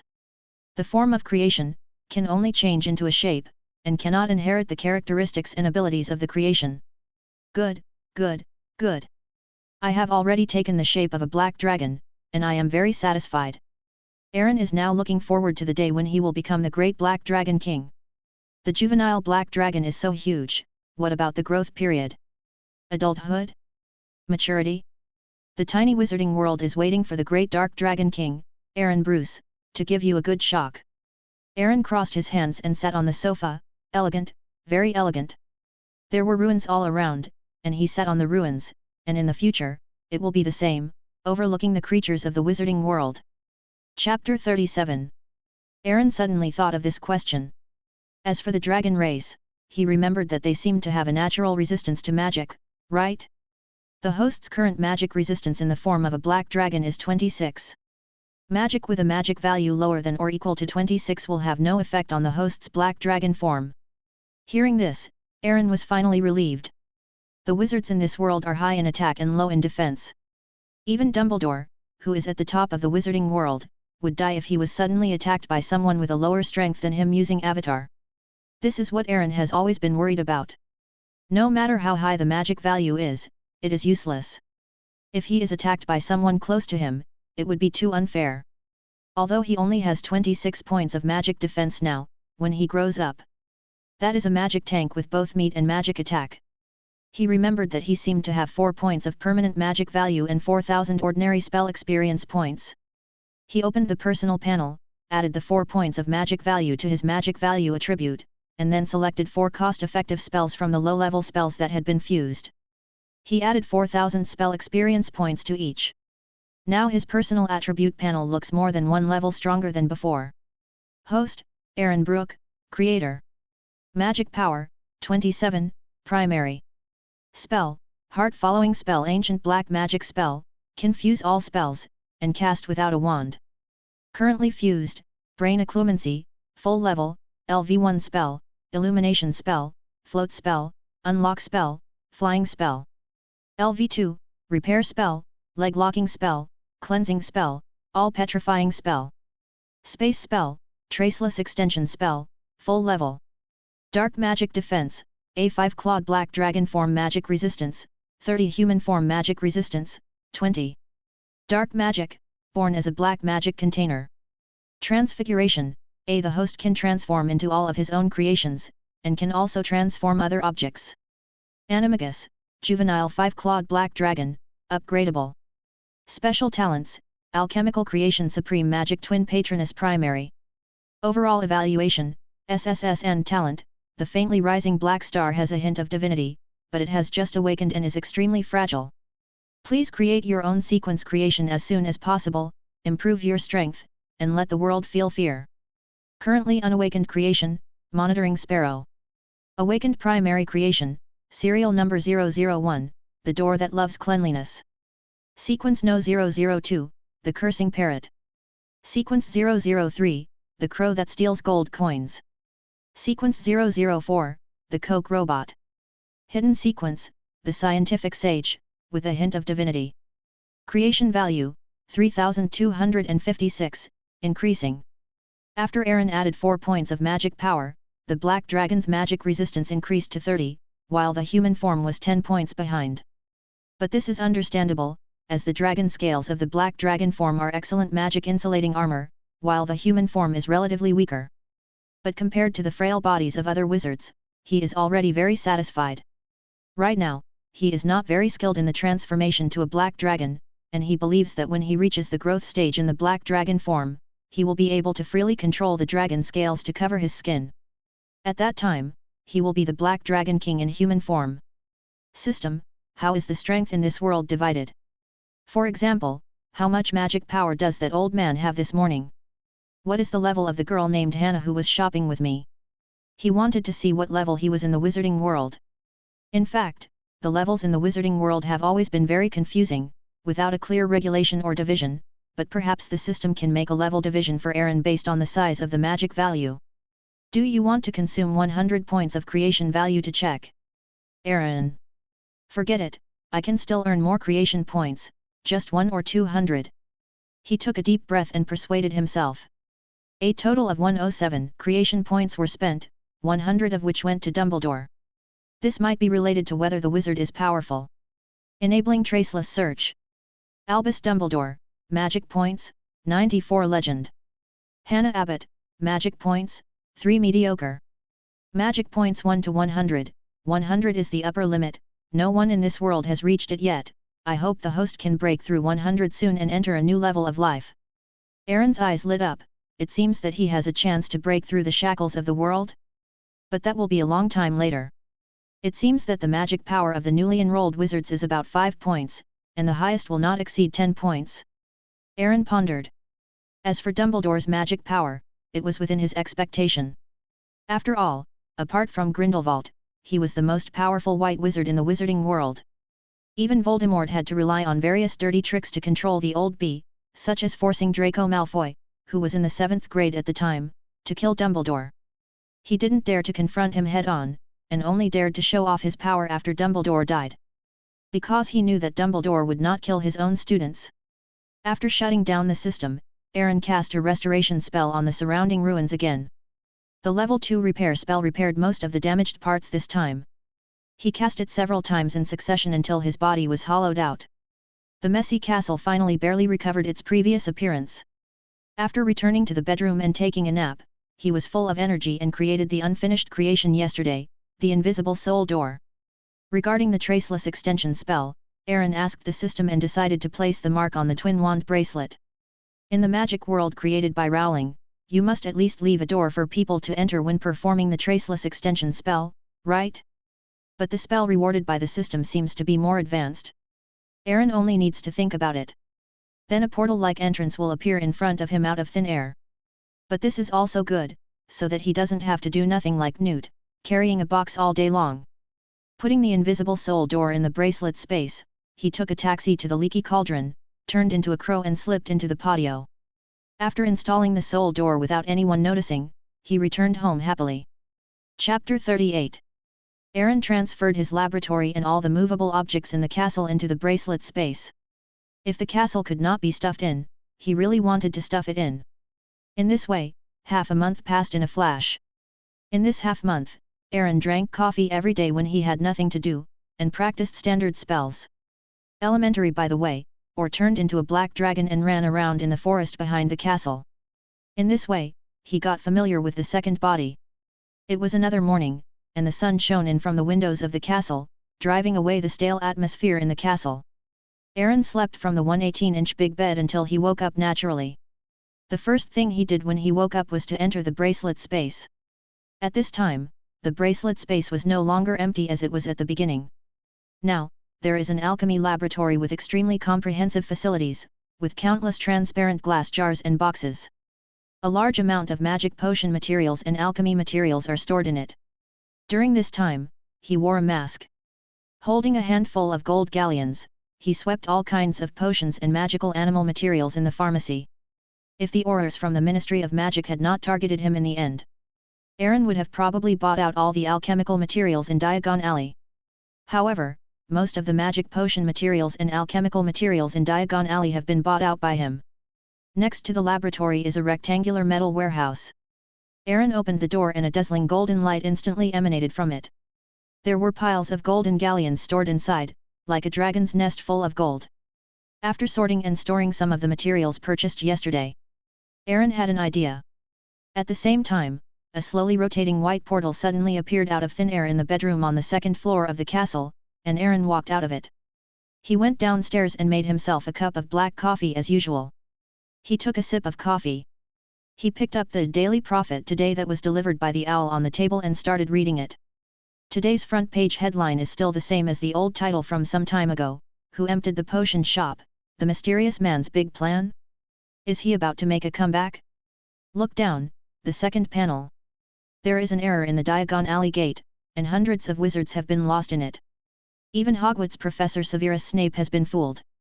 Well, yes, Rita Skeeter is indeed a title party. But I like it. Aaron, the instigator of all this, sipped his coffee with relish and turned the newspaper over. On the back was a striking headline: The Hot Leaky Cauldron. Magical Meow Brand Coke. Below it was a dynamic picture, with a bunch of wizards queuing up, dancing the meow meow dance in front of the Coke machine, and then leaving with a cup of Coke in their hands, satisfied. Further down was a section about sanitation robots, but after the first few days of reporting, sanitation robots occupied very little space. Because of its reputation, all wizards who went to the leaky cauldron consciously dressed themselves up neatly. The heat that robots could cause was limited to individual wizards who were still in the dark. However, when a sloppy wizard entered the leaky cauldron, all the wizards around him kept their mouths shut tacitly, and no one stepped forward to remind him.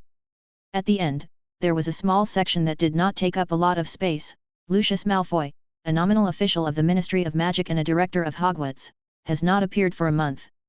Well, it seems that the parrot has had a very fulfilling month. Aaron said with a smile.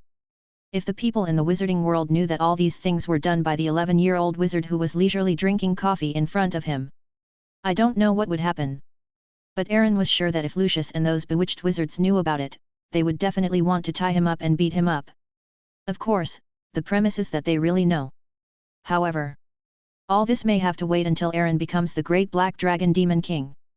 They saw in the autobiography about the Great Black Dragon Demon King legendary life. Holala! There was a sound of flapping wings, and Aaron looked up to see a pitch-black crow flying in from the window of the castle. It's time to count today's gold galleon harvest. Aaron put down the Daily Prophet and grabbed the crow that flew to his shoulder. With a thought, a slowly rotating portal appeared in front of him. He stepped in, and the next moment, he appeared in the bracelet space. Arriving at the gold galleon storage room, Aaron lifted the crow's legs and began to shake. Soon, the golden coins flowed out like water. Suddenly his expression changed. He let go of the crow, squatted down, and felt around in the pile of gold galleons. When he pulled his hand out again, he had an irregular, broken, dark pomegranate red transparent stone on his hand. Aaron's breathing became a little rapid. Because what he held in his hand was exactly what 99.9% of wizards in the wizarding world wanted desperately. Philosopher's Stone. Chapter 39. It can magnify people's desires. Wizards believe that it contains the highest truth in the world. At the same time, the Philosopher's Stone can turn any metal into pure gold, and it can also be used as an important alchemical core material to create an immortality potion. Those who drink it will never die. Aaron doesn't know if this is true, but rumors are always somewhat true or false, even if you can't live forever. But it should be okay to live longer, right? According to historical rumors in the wizarding world, Nick Flamel refined an important alchemical product called the Philosopher's Stone in the 14th century, which was later renamed the Philosopher's Stone. And he used the Philosopher's Stone and his wife to live forever. So much so that when people dug up his and his wife's grave in 1417, they did not find the bodies of the two. People speculated that this was a fake death drama directed and acted by Nick Flamel himself. In this way, he and his wife lived happily in seclusion. Dumbledore is actually a very accomplished alchemist. The two have known each other since the 1890s, when Dumbledore was still a teenager. They came together because of their common obsession with alchemy. Even Nick Flamel once gave the Philosopher's Stone to Dumbledore for safekeeping. However, the two good friends eventually took different paths. Nick Flamel chose immortality, while Dumbledore gave up immortality. Looking at the Philosopher's Stone in his hand, which was glowing dark red, Aaron didn't quite understand why Dumbledore gave up immortality. Could it be that this thing? Is there any secret that I don't know? Aaron put the Philosopher's Stone in front of his eyes and looked inside, but he couldn't see anything after looking for a long time. System, can you analyze this stone in my hand? 8,000 creation value. The system said without any emotion. Aaron. Although he felt a little distressed, his creation value was about to reach 10,000, which would allow him to draw 10 times in a row again. However, facing this magic stone that made people unable to suppress their desire to explore, he felt that 8,000 creation value was actually not bad. Think about its function, it contains the ultimate of mankind, immortality. What is the most painful thing in the world? People die, but the gold galleons are not spent. Aaron now has a lot of wealth, and what he needs most is a long life. Although the system sometimes rewards lifespan, it is random and unstable. Moreover, it only gives so much at a time. Who can use it? Analysis. Aaron said. Scanning, analyzing. Analysis completed, Philosopher's Stone. A low-level alchemical product that can turn stone into gold and give people eternal life, but it does not stop aging. The user must keep drinking the alchemical product to make potions to achieve eternal life. After hearing this, Aaron's hands trembled and he almost threw the Philosopher's Stone away. No wonder that old B. Dunn gave up eternal life. It's better to be dead than alive. In Fantastic Beasts, when Nick Flamel appeared, he was so old that only bones were left. He could break his bones by shaking his hand. And he had to keep taking potions made from the Philosopher's Stone. Once he stopped, he would die. This thing. For Aaron now, this thing can only turn stones into gold, but what he really lacks the most is gold galleons. The Philosopher's Stone has another magical function, only those who least want it can get it. So what do you need it for? Oh, by the way, you said this is a low-level alchemical product, can you upgrade it? Aaron thought about the analysis the system had just given, and an idea came to him. Of course you can, but it requires a very rare alchemical material. What effect will the upgrade have? Immortality. Aaron's hand trembled again, and he continued to ask, maintain your appearance? Yes.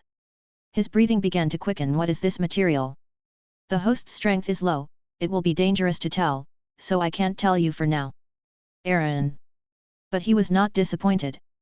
Since the Philosopher's Stone was in his hands, he would eventually get there, and he was looking forward to it. Moreover, Aaron wanted to put a fake one back.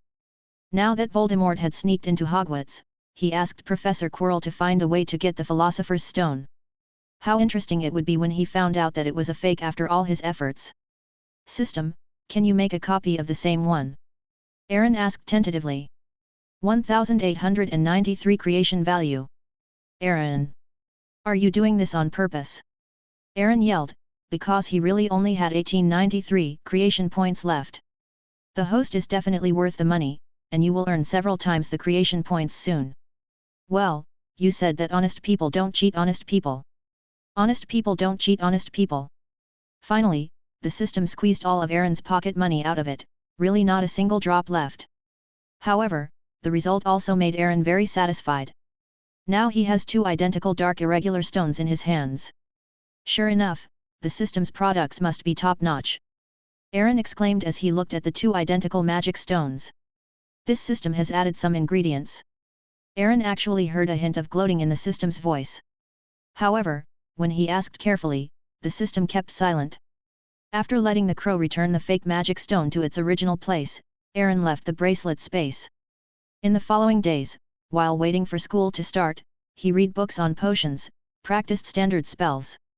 Elementary and familiarized himself with the black dragon body. The days were leisurely and fulfilling.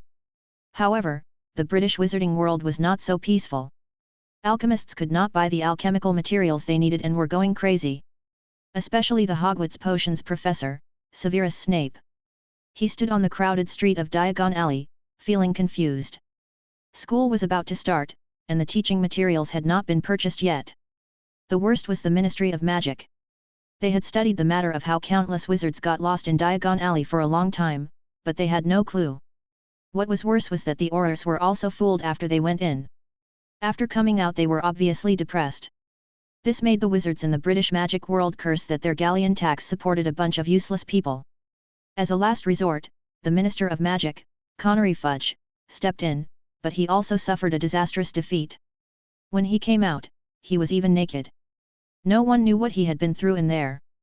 Back at the Ministry of Magic, the ashamed Connery Fudge could only send an owl to send a letter to the headmaster of Hogwarts and let him solve it. Time flies. One morning before the start of school. Diagon Alley. Two people came in front of the snow-white building of Gringotts. One of them looked unacceptably tall, with messy thick black hair and beard covering most of his face. He looked like a rough giant. Next to him stood a little boy wearing glasses, with blue eyes, a pink face, and a thin body.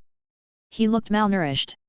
If you look closely, you can vaguely see a faint lightning scar under the hair on his forehead. "We have arrived at Gringotts," Hagrid said. The little boy next to him looked at everything around him curiously and followed the giant into the Goblin Bank. Chapter 40. Harry Potter nodded. He had no idea what the gold galleons Hagrid was talking about were. He didn't know what the piles of gold coins he described looked like. He didn't care about these. As long as he could leave the Dursley family and leave the small storage room, he could go anywhere. He followed Hagrid to the counter. "Good morning," Hagrid said to an idle goblin. "We need to take some money from Mr. Harry Potter's safe." He took out a small golden key from his pocket and handed it to the goblin. "Here is also a letter from Professor Dumbledore." It was about that thing in the underground vault number 713. The one who led them to the vault was a goblin named Griphook. Harry was very curious about the vault number 713, but Hagrid would not tell him. Griphook led them into a very narrow stone corridor on a steep hillside. Griphook whistled for a cart, and several people climbed on the cart and set off. The road to the vault is so complicated. Harry wanted to remember some routes, but finally gave up, because after turning left and right countless times, he could no longer tell left from right. Soon, the car finally stopped. Hagrid got out of the car, vomited for a while, and said to Harry, "Like I said, ugh. I said, if you want to rob this bank, you're crazy. Mr. Hagrid, you are very wise." Griphook sneered, then glanced at Harry. "The Goblin Vault is the most secure and reliable. You storing the gold galleons here is probably the best thing you have done in your life." Harry did not comment. When people come in, they may get lost here and starve to death in most cases. If there is no goblin to lead the way, Harry shuddered at the thought. Griphook unlocked the door, and a puff of green smoke came out. Griphook confidently turned his back to the door and made a gesture to Harry to invite him in. "Please, Mr. Harry Pot." When the smoke cleared, Harry took a deep breath after seeing everything inside. "Hey, are you shocked? Don't be too surprised, you have to learn to get used to it." Hagrid came over at this time, and he knew that this kid would definitely. But the next second he was stunned, staring at the vault in disbelief. "I said so." Griphook was very satisfied with the expressions of the two people. He turned around proudly and said, "The Goblin Bank is the most." When he saw the situation inside clearly, Griphook's previous pride disappeared. What was left was only shock and fear. He rubbed his eyes hard, thinking that he had seen it wrong. But when he opened his eyes again, the vault was still empty. No. On the floor of the empty vault, there were only some silver sickles and copper nuts scattered around. As for the glittering gold galleons, there was not a single one to be seen. "How is it possible?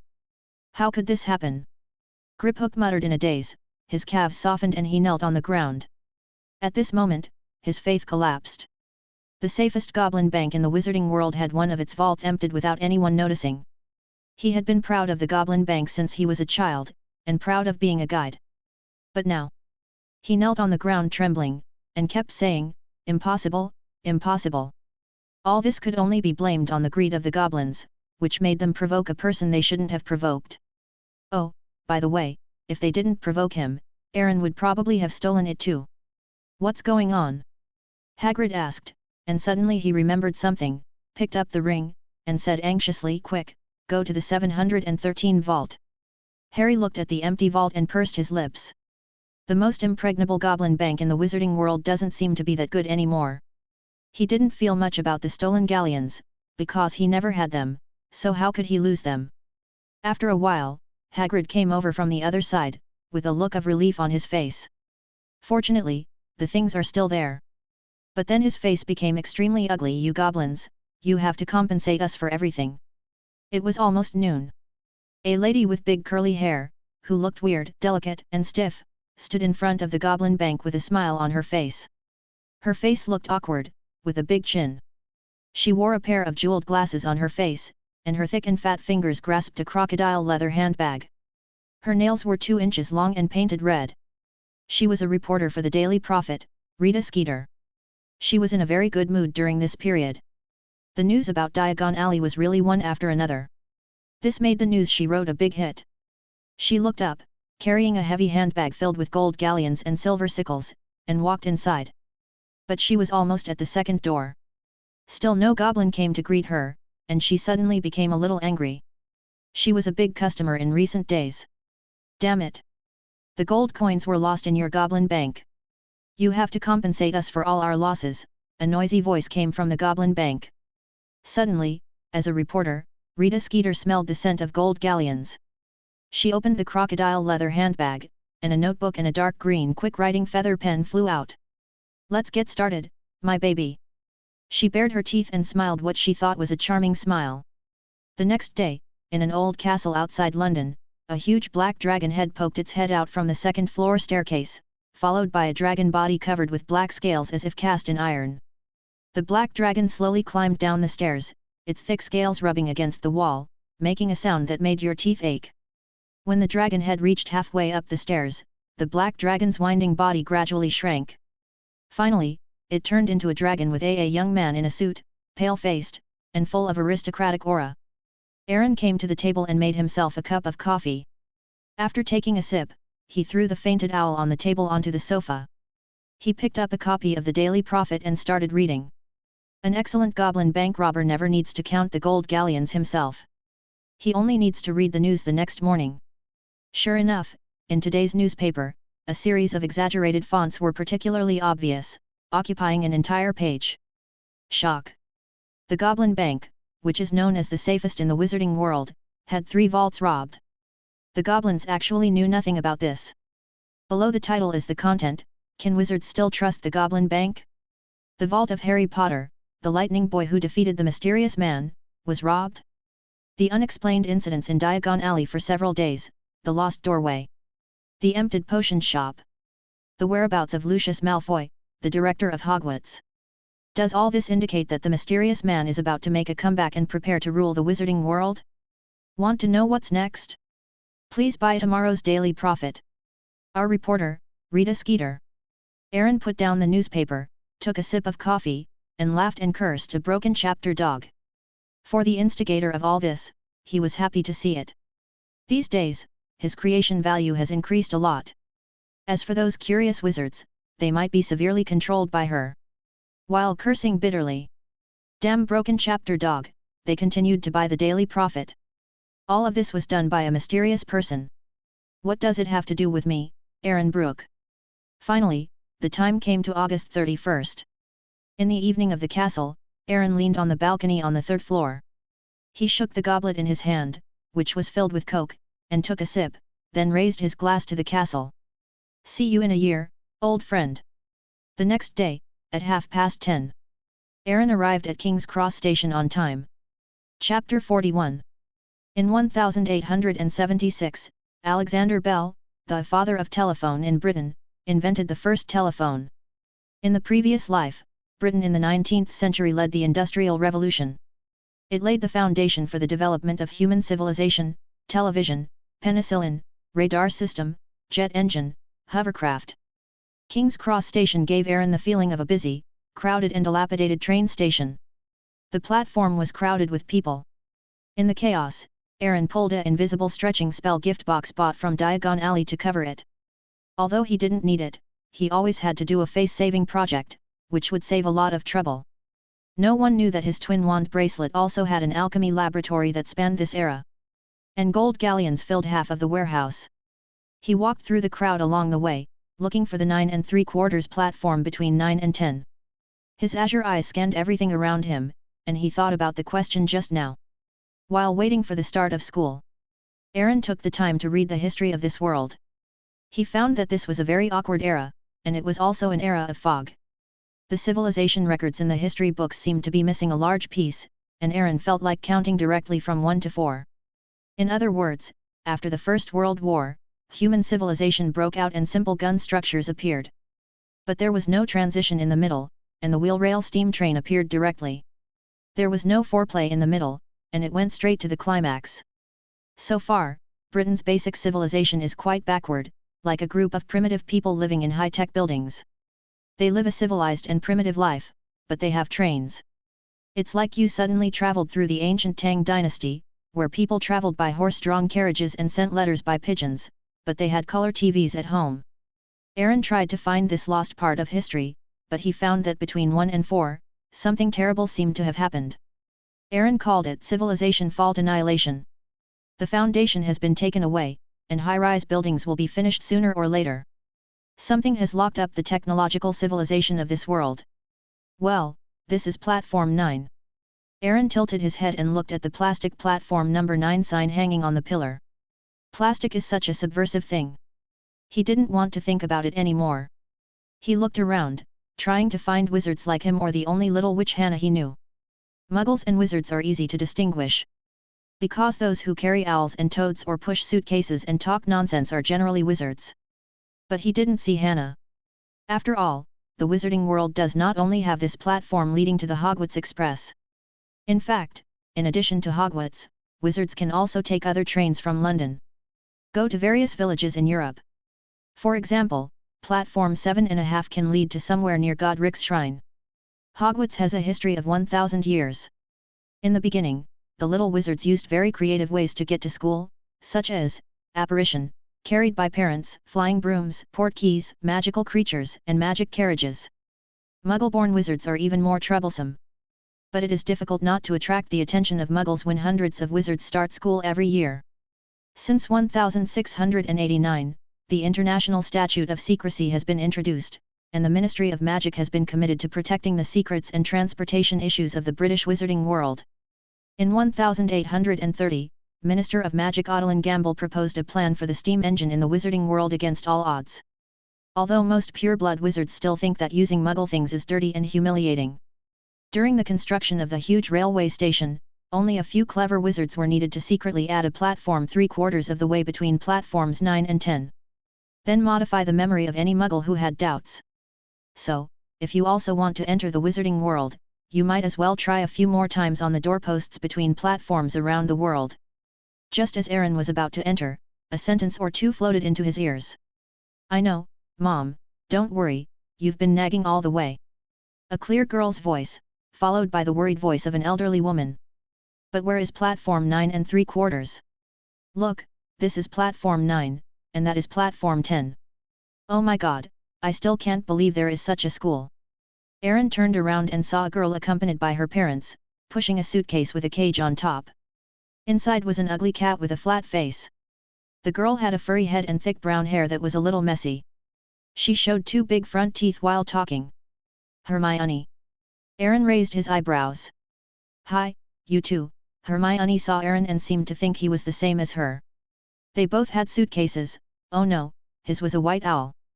She greeted him tentatively. "Are you also going to, the Hogwarts Express? 9 3/4? The professor who turned into a cat," she said the code. Seeing the handsome, aristocratic boy in front of her nod, Hermione became happy. "Do you know where 9 3/4 is?" "Of course." Aaron nodded. Hermione was even happier. She looked around and then at Aaron. "Where are your parents? Are you alone?" In her opinion, a child of her age came here alone. "Oh, that's too bad. I am an orphan." "Hermione. I'm so sorry." The girl apologized and began to search in the gift box. Finally, she took out a glass jar filled with brown liquid and handed it to him. "Here you go, I hope you accept my apology, I paid a lot for it. Hermione hesitated, but still handed it over. It was not easy to buy this popular Meow Meow Coke. Those damn middlemen raised the price of Coke from 20 nats to 40 nats. But she loved sweets so much that she bought 3 more bottles before coming to drink on the way. Aaron had a strange look in his eyes, but still reached out to take it. Chapter 42. The third rule of sequence creation: creations cannot be repeated, but can be stacked. So in the twin wand space, there is also a Coke machine, and the serial number is still 005. This is intended to be placed in Hogwarts to satisfy his appetite on weekdays. But now that the girl has handed it over, he will not refuse. Maybe Aaron is not a man who will refuse. In short, there is one sentence: I want them all. After Aaron took the glass jar, without the slightest hesitation, he opened the lid, tilted his neck, and wiped his mouth. Finally, in the girl's wide eyes, he let out a long and satisfied burp. Well, it's really good. I forgive you. Aaron threw the can into the trash can beside him and said with a smile. In her heart, Hermione labeled the seemingly gentlemanly and handsome boy in front of her as not knowing how to appreciate. Shouldn't such a delicious Coke be tasted slowly in small sips? Okay, then how do we get there? She stretched out her words and looked down at the ticket. How about to platform 9 and 3/4? Just walk towards the wall between platforms 9 and 10. After thinking for a while, Aaron added, if you are scared, you can run, and you will pass through the wall. But before he finished his words, the girl pushed her suitcase towards the gatepost of platform 10. Hermione was still upset about the boy drinking all the Coke in one breath. Hey, you, don't. Aaron wanted to remind her, but it was too late. With a dull thud of hitting the wall, the girl cried out ouch and fell to the ground, covering her forehead. His parents rushed forward to check. Oh my God, Granger, are you okay? I'm fine. Hermione stood up angrily and questioned Aaron, how could this happen? Is it possible that you got the direction wrong? Aaron spread his hands helplessly. It's a partition wall, not a doorpost. He wondered if this was the top student girl. Her reading comprehension shouldn't be so bad, considering the bottle of Coke given by the girl. He walked forward, stretched out his fingers in the girl's resentful eyes and whispered, heal as before. A warm feeling came from his forehead, and the pain disappeared instantly. Hermione touched it and felt nothing at the place where it was hit. Healing spell. You didn't even use a wand, that's amazing. Hermione looked at Aaron in surprise. She had only reviewed the textbooks at home. Because young wizards were not allowed to use magic outside the academy because there was a trace in the wand. But the boy in front of her could cast spells without a wand. She had learned from the book that wandless casting was a very advanced way of casting spells. The requirements for wizards were particularly high. My name is Hermione Granger, what's yours? Hermione recognized the young man in front of her from the bottom of her heart, and became a little curious about him. Aaron Brooke. After introducing each other, Aaron pushed the box and said, it's getting late, follow me. Then he ran towards the partition wall. Seeing Aaron disappear in the brick wall, Hermione's parents covered their mouths in surprise.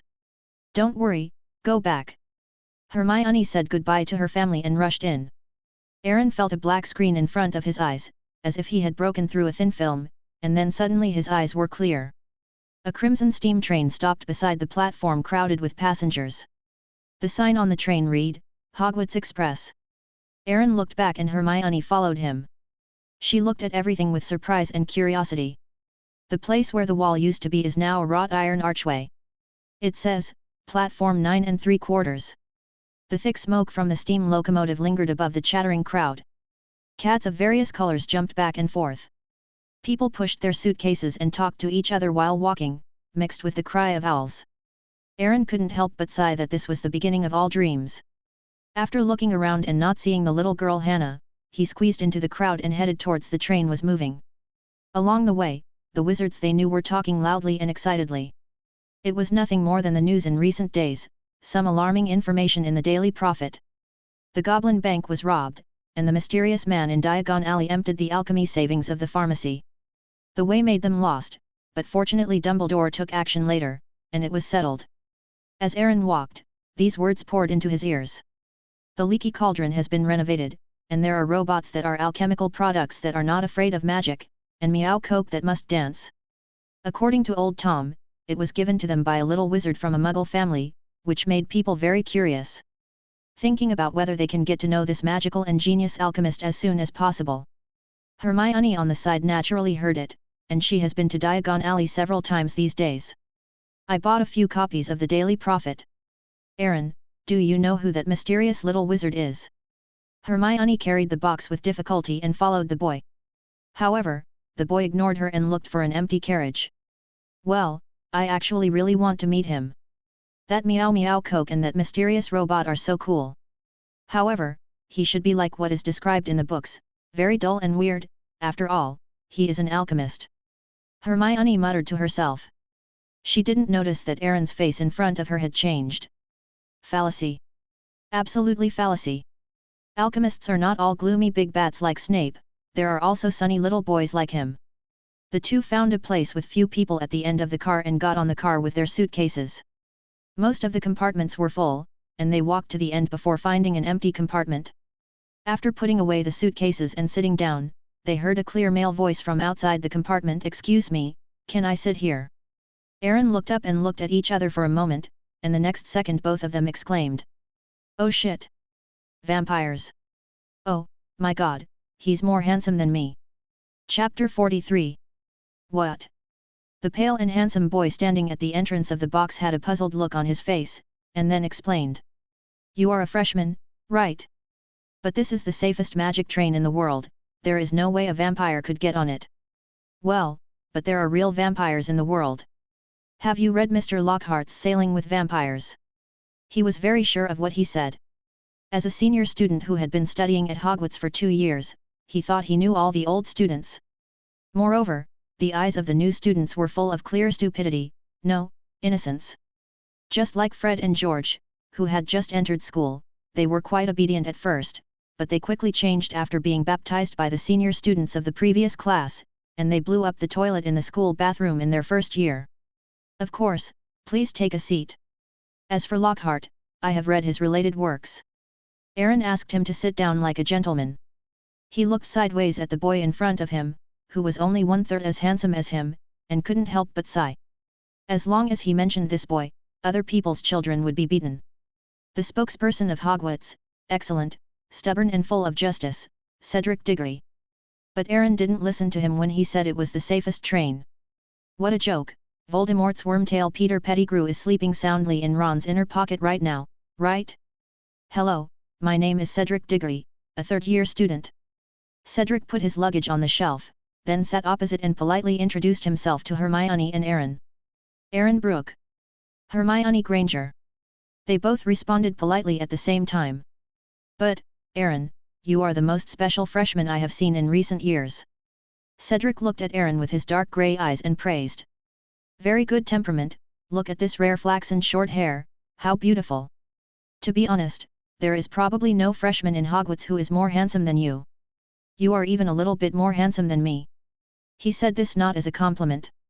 Aaron, who has the noble blood of the Black Dragon, exudes a noble and mysterious temperament. Aaron smiled modestly. I'm not as good as you say. This sentence made Cedric feel that this was a really humble child. That's only 1/3 more handsome than you. Cedric. But Aaron was very satisfied with Cedric's praise. It has been a long time since he met someone with such good taste. Just based on your vision, I, the Dark Lord who is only 1/3 more handsome than you, will protect you in the Goblet of Fire. Of course, he has another plan. He plans to set up his own power in the future, BK Party. BK, the initials of the Dark King, Bok. King. He, the Dark Lord, can't do everything himself, right? Then he will give Cedric the title of Dark Butler. The Weasley twins are the Dark Lord's left and right guards. Harry? Harry doesn't want it, it's too noisy. The Black Dragon Lord prefers quietness. Do you have a favorite college? Cedric changed the subject. His heart was a little bit overwhelmed. I choose Gryffindor. Hermione looked up and said simply, with a hint of pride in her voice. She had read a passage in the history of Hogwarts and saw that many celebrities wanted to be in Gryffindor, so she wanted to be in too. As for me, Aaron hesitated for a moment, then spread his hands and said, I haven't thought about it yet. Why don't you come to Hufflepuff? Cedric's eyes lit up. He was afraid that Aaron would be led astray, so he followed the girl next to him into Gryffindor, and whispered with raised eyebrows. Gryffindor is very messy, but Hufflepuff has a kitchen on the left. Do you know the Weasley twins? They are from Gryffindor. He glanced at Hermione and found that the girl was staring at him curiously, but in order to get Aaron, he gritted his teeth and said. Gryffindor had a lot of points deducted from them, so it was difficult for them to get the next goblet of fire. They blew up the toilet, didn't you know that? You don't want to go to the bathroom without a toilet, right? At this time, two twins jumped out of the box. They looked indistinguishable from each other, with red hair and freckles on their faces. Hey! The two said hey to Cedric at the same time, and then greeted Aaron and Hermione casually. Cedric rolled his eyes speechlessly. As soon as the word toilet was mentioned, the Weasley twins arrived. George and Fred said at the same time, we have been hiding and listening for a long time. Then the two sat on both sides of Cedric, one on the left and one on the right, and put their arms around him who was speechless. One of them teased. Are you trying to instill your boring and bland philosophy into the freshmen again? Another said, that's right, this is our Hogwarts boy Cedric, he always has to establish an image. Shut up! Cedric said weakly. Oh, my good neighbor, he said he missed us a few days ago. That's right, I must have met a new little wizard. Dislike? So sad, you were not like this before. The two sang and shouted, and Aaron really wanted to compose a quick stanza for them. Don't say it, these two put on a coat. It's not a problem to be popular in the British wizard circle. Hello, George Weasley. One of them finished torturing Cedric and introduced himself to Aaron and Hermione, who responded politely. I am George, Fred, don't pretend to be me, said the other. I have to say, Aaron, you don't look like a foodie. Why don't you come to Gryffindor? Yes. Another said, in addition to eating, Hufflepuffs can also cook. That's amazing. Choose one, Aaron. Do you want to blow up the toilet with us, or graduate safely with Cedric? The two of them were talking back and forth, and Aaron was really confused. He really wanted to tap on their heads and play Candy Crush. Aaron was not interested in the Weasley twins' shit hair painted on the wall. I want Hogwarts to fly upside down. Aaron said this in his heart. Chapter 44. Before I entered Hogwarts, I wasn't sure what house I wanted to go to. Before that, everything is possible. Aaron said very seriously. He really believed so. The founders of the four major colleges all had unique personal charms. Although they parted ways due to some conflicts in the end. But it is undeniable that they were all people who once led the future of Hogwarts. However, Aaron felt that he would have to lead the wizarding world in the future. Maybe he would create a school himself when he was in a good mood? Well, as a magic school, he felt that Hogwarts was not high-end enough. A magic school should be able to fly in the sky, right? The Weasley twins looked at each other. They didn't expect Aaron to come up with this conclusion. This little wizard is not easy to deal with. In the past, he could easily reveal the true nature of freshmen with just a few words. Cedric thought more deeply. As a top student with all-round ability, he felt that Aaron's answer was very clever. If he jumped to conclusions easily, he might not think highly of him. Although he did not get a satisfactory answer, he had more respect and affection for Aaron, the freshman. Excellent people are always attracted to excellent people. On the contrary, he glanced at the girl next to Aaron. This girl was very simple and bookish. She answered whatever was asked. In short, she was easy to deceive. Why are you staring at me? And what's that look in your eyes? Hermione muttered, and Cedric withdrew his gaze. The matter ended here, and the initial novelty was quickly ignored, and the next topic was changed. By the way, do you know about the Diagon Alley incident a while ago? Cedric took out a stack of newspapers from his pocket, spread them out, and said. I almost never buy a newspaper written by Rita Skeeter, but I bought almost all the previous issues. The underground vault that the fairies are so proud of has been robbed. This is really exciting. Which hero did it? I really want to worship him in person and become his sworn brother. As an outstanding student of Hogwarts, the label on him prevents him from doing some crooked things, but stealing from Gringotts makes him admire and worship him very much. Wizards and goblins are extremely incompatible, even the good student Cedric is no exception. When saying these words, Cedric glanced at Aaron implicitly and found that the boy had a calm face and was always smiling. He really couldn't understand the 11-year-old wizard in front of him now. Shouldn't a normal little wizard be full of interest? For example, this little girl named Hermione, although pretending not to care, her eyes were obviously shining. As the topic opened up, the Weasley twins' eyes lit up. They were a little sleepy and wanted to take a nap. But if you talk about our old business, then we won't be sleepy. George also took out a stack of newspapers from his body and shook them. Who said it wasn't? The goblins should be taught a lesson. Look at their arrogant look. It's true that the Weasley family is too poor. They can't find a few gold galleons even if they dig 3 feet of the ground, but they still insist on depositing them in the Goblin Bank. The goblins are naturally disdainful of such a small business. But compared to their small matter of blowing up the bathroom toilet, this mysterious hero did much more powerful things. If they didn't know what this mysterious man looked like, they would have to make a portrait to worship him. They would worship him before doing anything bad. Their ideal is to open a prank magic shop. As for the rumored return of the Dark Lord, the twins think that it was just made up by the unscrupulous reporter Rita Skeeter for sales. If Aaron knew what the two brothers were thinking, he would have crippled his arms even if it hurt. This Dark Lord left. The right guard, it doesn't matter if he doesn't have one, he's still alive, yet he dares to do these hellish things. The two brothers are rebellious. Hermione on the side wanted to listen but didn't want anyone to know, so she could only pretend not to care, and then listen secretly with her ears perked up. Everyone has a gossipy heart, and this little Hermione is no exception. She is also very curious about the door in Diagon Alley that trapped her for several hours, and wants to know who did it. What's inside there is really. Now Hermione shudders all over when she thinks about it. But compared to this, she is more curious about the little muggle wizard in the leaky cauldron who made magical robots and meow coke machines. They are both little muggle wizards, why are they so outstanding? As Hermione, who demands the best in everything, expressed both admiration and dissatisfaction. The door of that path is amazing. Who said it wasn't? They even lock Severus Snape up in there. I heard that he looked very unhappy when he came out. What is black? When has his face ever been white? The Weasley twins were talking excitedly, and they took the time to ask Aaron if he knew these things. The culprit Aaron nodded gentlemanly, indicating that he had heard some rumors, but was not familiar with them. At the same time, he said in his heart, familiar, that's too familiar, I did all these things, am I not familiar with them? Whether the wizarding world is in chaos or not, I, Aaron, have the final say. Cedric, who was standing aside, twitched his face when he heard it.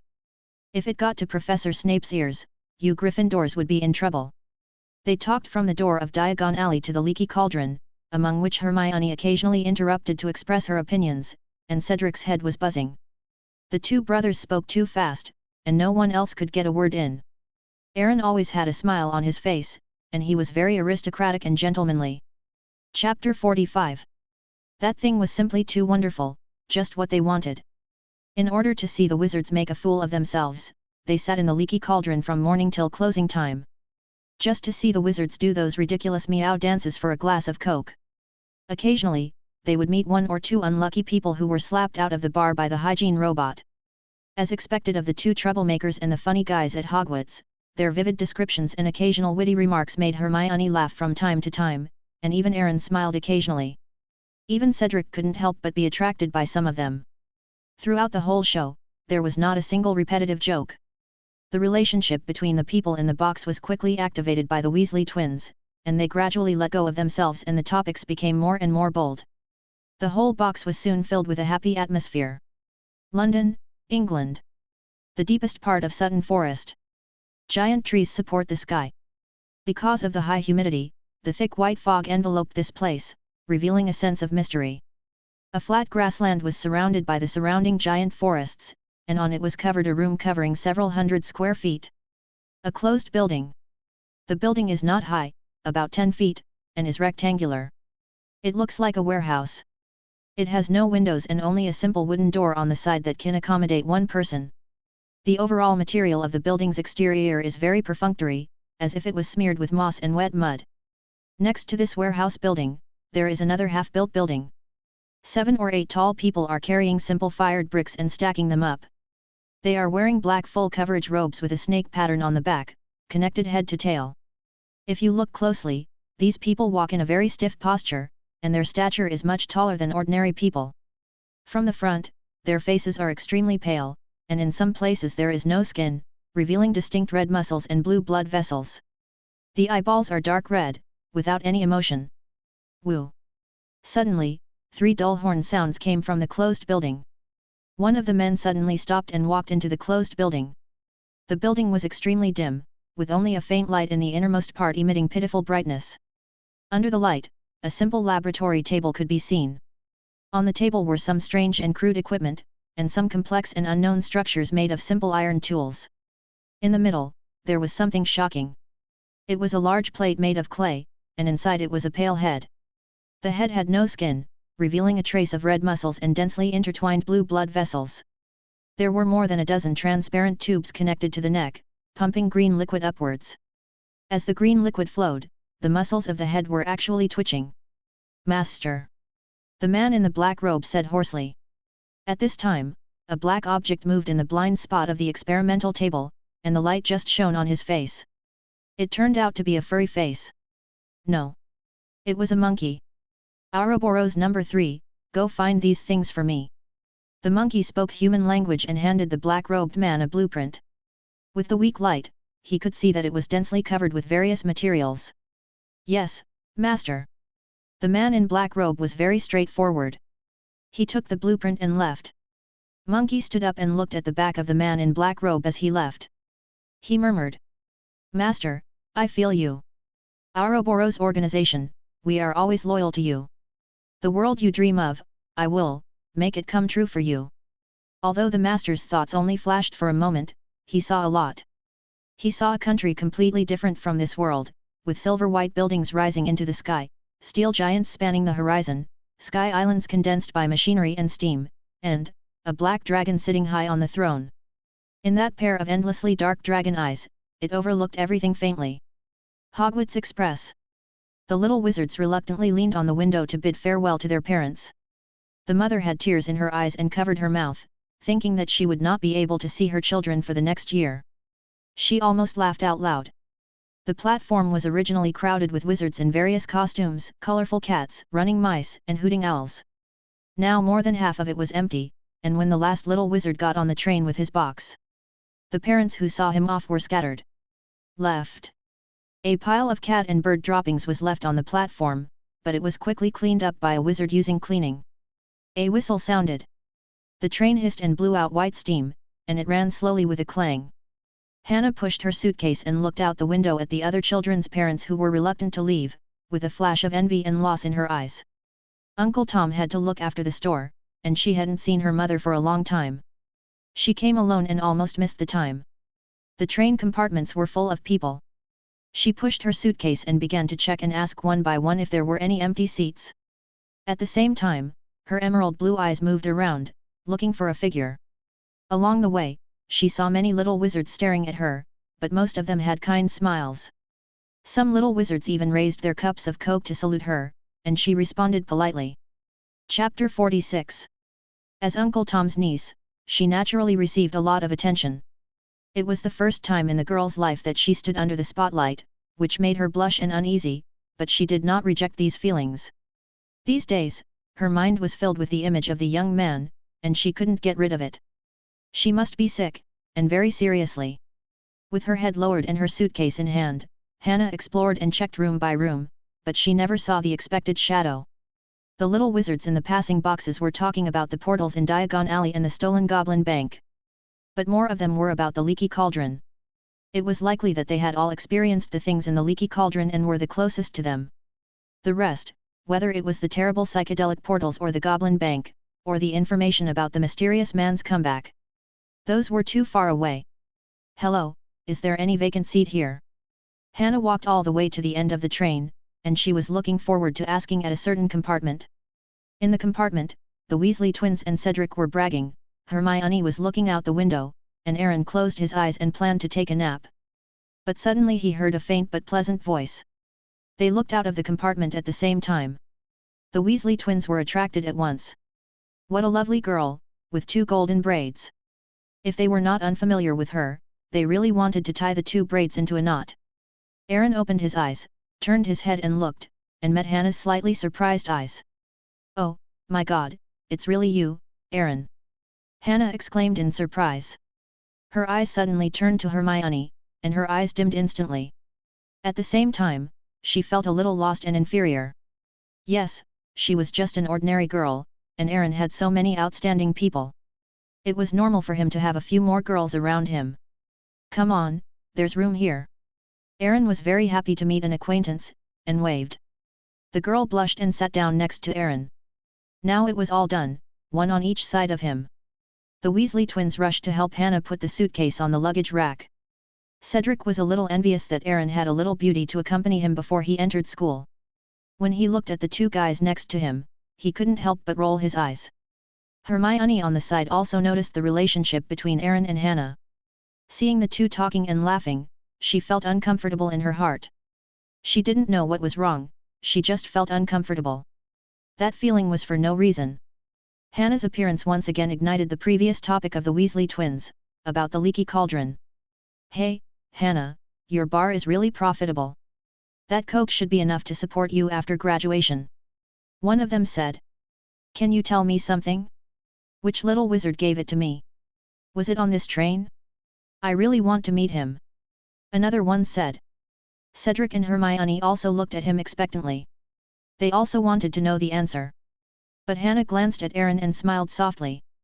Although they were a little disappointed, they did not force Hannah to continue, but started talking about the interesting stories in the bar again. I am dying of laughter, you believe these nonsense? A sneer suddenly came from outside the compartment. Malfoy had heard that Harry was in this compartment, so he wanted to come over, but when he heard them talking about the bar, and when he heard that the two magical robots were made by a little muggle wizard, he was furious. Then he heard that the pureblood Weasley family actually admired the Mudblood so much. He was even angrier, this was simply a disgrace to pureblood wizards. What he found most difficult to accept was that as the Malfoy family, which ranked first among the 28 pureblood families, he was actually laughed at by the little wizards in the entire compartment. They said that their father was scared to hide when he heard that the mysterious man had made a comeback. He got into bed. It has been a long time since he reported to the Ministry of Magic. Everyone looked up and saw three boys standing at the door. One of them was the well-known Malfoy, but he looked particularly haggard, with deep dark circles under his eyes. Aaron couldn't help but think of Gara. Two burly men stood on his left and right, standing beside him like bodyguards. Aaron looked at Malfoy calmly, and Malfoy naturally noticed him. And gave him a provocative look. Aaron didn't care about the provocation of the little character, but he was thinking about how to take care of Malfoy in the future. Why do you say that? You don't know? Cedric asked with a frown. He hated this yellow-haired little wizard. Malfoy snorted coldly. You believe the lies told by a muggle boy? It is most likely that old Tom made them up to make more galleons. How could a little muggle wizard who had never been exposed to magic and alchemy make such a delicate alchemical product? If it was really given by the little wizard that Tom mentioned, then it was probably stolen. As soon as he finished speaking, Hannah stood up in the box. The girl tilted her neck and stared at Malfoy, who was slightly taller than her. Although she was trembling all over, her emerald blue eyes were incomparably firm. Shut up, you ugly black-eyed monster. I won't let you slander him. Aaron didn't steal those things. He made them himself. Chapter 47. The box fell into silence for a minute. Then, at some point, one of the Weasley twins suddenly screamed. Oh, my God! Merlin, if I'm not mistaken, one of them pointed at Aaron, his eyes widened. What was your name? I didn't hear it clearly before. Your name is Aaron Brooke, right? The other person's name became you, and his voice trembled. The Aaron that Hannah mentioned, is it you? The calm Cedric also opened his mouth in shock, his grey pupils full of complexity and surprise. Those magical and advanced machines may not be made by the professors of Hogwarts. Even if one of them is made, it is enough to be famous throughout the British wizarding world. Listening to the names Hannah just revealed, those two were actually made by the little muggle wizard in front of him who looked only 11 or 12 years old. But this also explains some kind of strange relationship between Hannah and Aaron. But he still found it a little unbelievable. Hearing rumors is one thing, and seeing them in person is another. In fact, before this, he also took old Tom's words as a joke. How could it be possible that a little muggle wizard made them and gave them to them? He went down and looked through the relevant alchemy books, but they were too complicated, so he gave up. Alchemy is a very advanced and mysterious subject, which includes alchemy, potions, materials, potion materials. It is very magnificent and messy, so many alchemists only learn the basics in their entire lives. How could a young Muggle wizard, who had just come into contact with the magic world, produce such exquisite alchemical products? Unless he was a genius. Hermione looked at the boy's profile, her eyes full of disbelief. This genius wizard who she had previously defined as tasteless was actually the owner of the Coke machine. If she had thought that she might be able to surpass Aaron if she worked hard, now, she didn't even have the slightest idea. What's funny is that she had said some strange words in front of him. Of course, he drank the Coke that he thought was precious in one breath, but he was actually tired of it a long time ago. Aaron could accept Coke just to make himself feel better. Hermione stared at the boy next to her with gratitude and strange feelings, only to see that the boy's face never had any big fluctuations, and he never deliberately showed himself. Such a boy! As she thought about it, her breathing became rapid, and 2 blushes appeared on her face. So, you are the little Muggle wizard who gave old Tom the robot and the Coke machine. After everyone in the box was surprised and shocked, Cedric leaned forward and could be seen shaking. He asked Aaron opposite him. At the same time, he thought to himself, such a genius must be theirs in Hufflepuff. The others also widened their eyes and focused their gazes on Aaron. The Weasley twins had the same idea as Cedric. Damn it, their idols couldn't be snatched away by Hufflepuff. The eldest brother Aaron should lead them to make more prank alchemical products. By then, George would have a bubble gun, Fred would have a scare smoke gun, and the eldest brother Aaron would stand in the front, carrying a birdshit rocket. Lead them step by step, to become bigger and stronger, and to create brilliance together. Thinking of this, the eyes of the Weasley twins were full of admiration. It was indeed me. Aaron spread his hands helplessly, the gazes of several people were about to devour him. It was only a matter of time before he was exposed. When he was in the bar, some wizards had already seen him, but Hannah had accelerated the process. However, he was a little speechless in his heart. Was he so excited?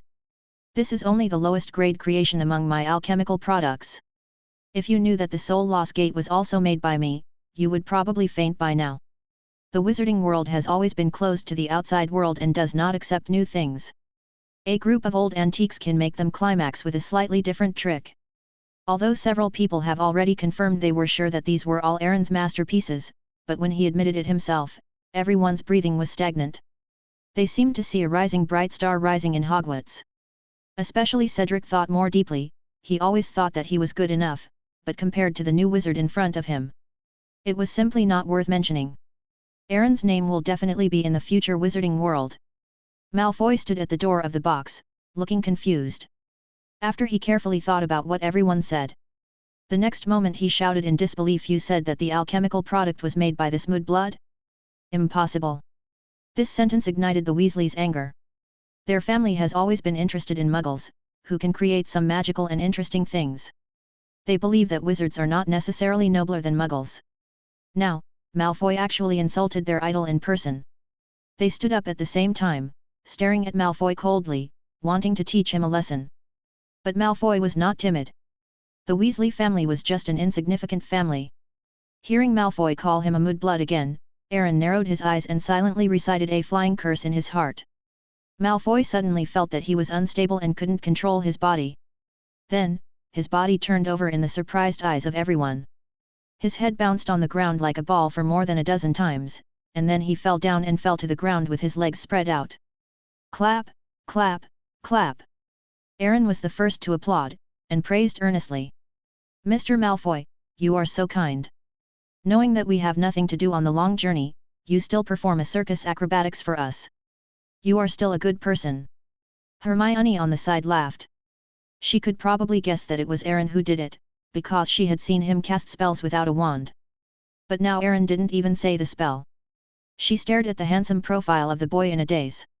He seemed to be shrouded in a thick layer of mystery, mysterious and charming. "Aaron Brooke," Hermione whispered, eyes flickering, "how many amazing secrets do you have?" Chapter 48. He was a little scared inside. That's right. It was this feeling. When he first met this damn Muggle wizard, he fell down inexplicably. Now he performed an acrobatics inexplicably. It seems that whenever he meets this little Muggle wizard, he will be unlucky. The more Malfoy thought about it, the more scared he became. He didn't dare to stay any longer. He turned around and left in the direction he came from. The noise he made before also attracted the little wizards around to look over here. Before, they didn't dare to laugh at Malfoy in person because of his identity. So after Malfoy left, many little wizards came over and laughed, saying that this was the best performance they had ever seen. At the same time, they gave Aaron a very high honor that only belonged to children. You are so awesome. The hygiene robot and the Coke robot made these little wizards Aaron's loyal fans, and at the same time hoped that they could be in the same college with Aaron. Therefore, Aaron's reputation has not yet entered Hogwarts. He has become famous among the freshmen and seniors. This made the Weasley twins even more envious. Cedric saw that more and more young wizards were watching around, and he didn't want to cause a commotion, so he calmed down the commotion by talking. The young wizards sat back in their seats with a sense of unsatisfied desire, and began to continue the previous topic. But a girl with a Chinese face did not leave. Her watery eyes stared thoughtfully at Aaron in the box across the street. Her fair hands lightly rested on the door frame of the box, and her charming long black hair cascaded down like a waterfall, mysterious and magnificent. Her name is Chu Zhang, and she is in the box across the street from Aaron. She has heard all the previous events. Aaron. Brooke. The girl moaned softly, her voice was clear and pleasant. She suddenly smiled, her oriental beauty was fully revealed, and after a moment, she sat back in her seat. In the box, everyone was wondering why Malfoy gave them a performance inexplicably. But no one dug deeper, as the world of children was still relatively simple. Cedric, the only one who was more thoughtful, looked at Aaron suspiciously, but was immediately denied by him. Impossible. He was just a freshman who had not yet enrolled, how could it be possible? Moreover, this kind of spellcasting method without any traces might not be possible for the professors in the academy. In the end, Cedric could only attribute this to Malfoy's magic riot. However, he was a little surprised. This kid, is it because of late development that the magic riot took so long to come? This incident came violently and went away quickly, and everyone's topic turned to other things. The Weasley twins also told everyone interesting stories in the college, which made everyone chuckle from time to time. Aaron looked out the window, at the colorful green fields, with groups of cattle and sheep in groups or dotted among them. Just like Van Gogh's oil paintings, they were galloping among them. Everything is going backwards, and they are moving forward. The train has left London and is heading into the distance. Aaron knows that the scene in Countless Dreams is about to come true. In a certain world, he seems to have sensed countless obsessions, and they are waiting for the owl and the fiery red express train day after day. I'll do it for you, my friends. He was serious and pious. Retracting his attention from the window, Aaron noticed something was wrong. Hannah beside him seemed to have been silent since Malfoy left. Looking sideways, the girl lowered her head, playing with the corner of her clothes. Her eyes were empty, and she had nowhere to land. What's wrong with you? Hannah looked up in surprise, and saw the boy's gentle and handsome face, with a little concern in his blue eyes. But soon she lowered her head again. I'm sorry, I've caused you trouble. Her voice became lower and lower, and she stammered, I just can't stand people slandering you, so. Aaron suddenly realized, so this is the case. He thought it was something else. It's okay. Aaron put one hand on the girl's head and rubbed it. It felt good. I thought it was no big deal, no trouble at all, but you, tisk tisk tisk, I can't believe it, your momentum just now, I was scared. The boy's few words of teasing made Hannah feel relieved, and she smiled. Aaron couldn't help pinching Hannah's chubby face. The girl lowered her head shyly, but there was happiness in her eyes. Cedric and the Weasley twins opposite had their eyes wide open, secretly giving Aaron a thumbs up. Awesome. Hermione, who was standing aside, saw the two people's intimate behavior and felt uncomfortable for no reason. Although she and Aaron had not known each other for long, she just couldn't stand the two of them being so close. Humph. Hermione snorted subconsciously. What's wrong with you? Cedric asked concernedly. Hey. Hermione realized that she was too obvious, and quickly explained, my throat is uncomfortable. At about 12:30, there was a loud noise in the corridor. BB multi-flavor beans, chocolate balls, Coke. Oh, my lovely little wizard, please hold your feet. A smiling woman pushed open the door of the box. Do you need something to eat? You freshmen are so lucky. We have the latest hot new product, meow meow Coke, which only costs 60 copper nuts. There was silence in the box for a moment, and everyone cursed the profiteer in their hearts. They shared some food and drinks with each other during the previous chat. Now they have finished eating and drinking. It is almost noon and they are really hungry. But the price is really expensive, especially Weasley and Hermione, who took a look and then looked away. Seeing that the little wizard in this compartment seemed very poor, the woman was about to leave when she saw the particularly handsome little wizard between the two girls called her. "I'll take care of it all." Aaron pulled out a handful of gold galleons from his pocket. His friends were stunned. This was enough to buy all the snacks on the train. "Oh my god, kid, believe me, you can't eat so much." Looking at the dozen or so gold galleons, the woman was delighted but still advised. "That's not a problem," Aaron said with a smile, and waved his hand. "Please tell all the little wizards that the whole meal today will be paid by Master Aaron Brooke." He didn't forget to add, "Don't give it to that kid with dark circles under his eyes and platinum blonde hair. He has a lot of gold gallons now. Anyway, it's not his own, so he doesn't feel bad about spending it. Besides, the flattery of those little wizards just now, no, the flattery of dragons, was quite comfortable. Don't think Aaron is vulgar, he is a little devil, not a little fairy, and he has all the 7 emotions and 6 desires." Several people in the box happily took what they wanted to eat. Hermione took 3 more bottles of Coke on top of this, which seemed to have become her obsession. After the woman left, not long after, the exclamations of the little wizards were heard outside. "Hooray! Aaron Brooke! You are our hero!" Aaron's mouth curled up slightly. "Children are easy to coax.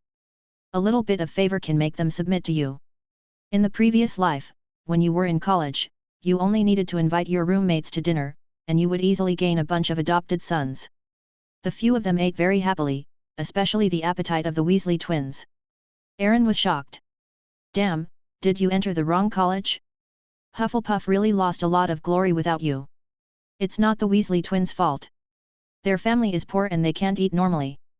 Now they have this opportunity to eat for free, so they will stuff themselves." But Cedric K played steadily, worthy of being a Hufflepuff. The 2 girls ate elegantly, but very quickly. Aaron was not very interested in the food. He was thinking about having a chance to make a whole hot pot. Even if he had traveled through time, he would still have the appetite of the etiquette country.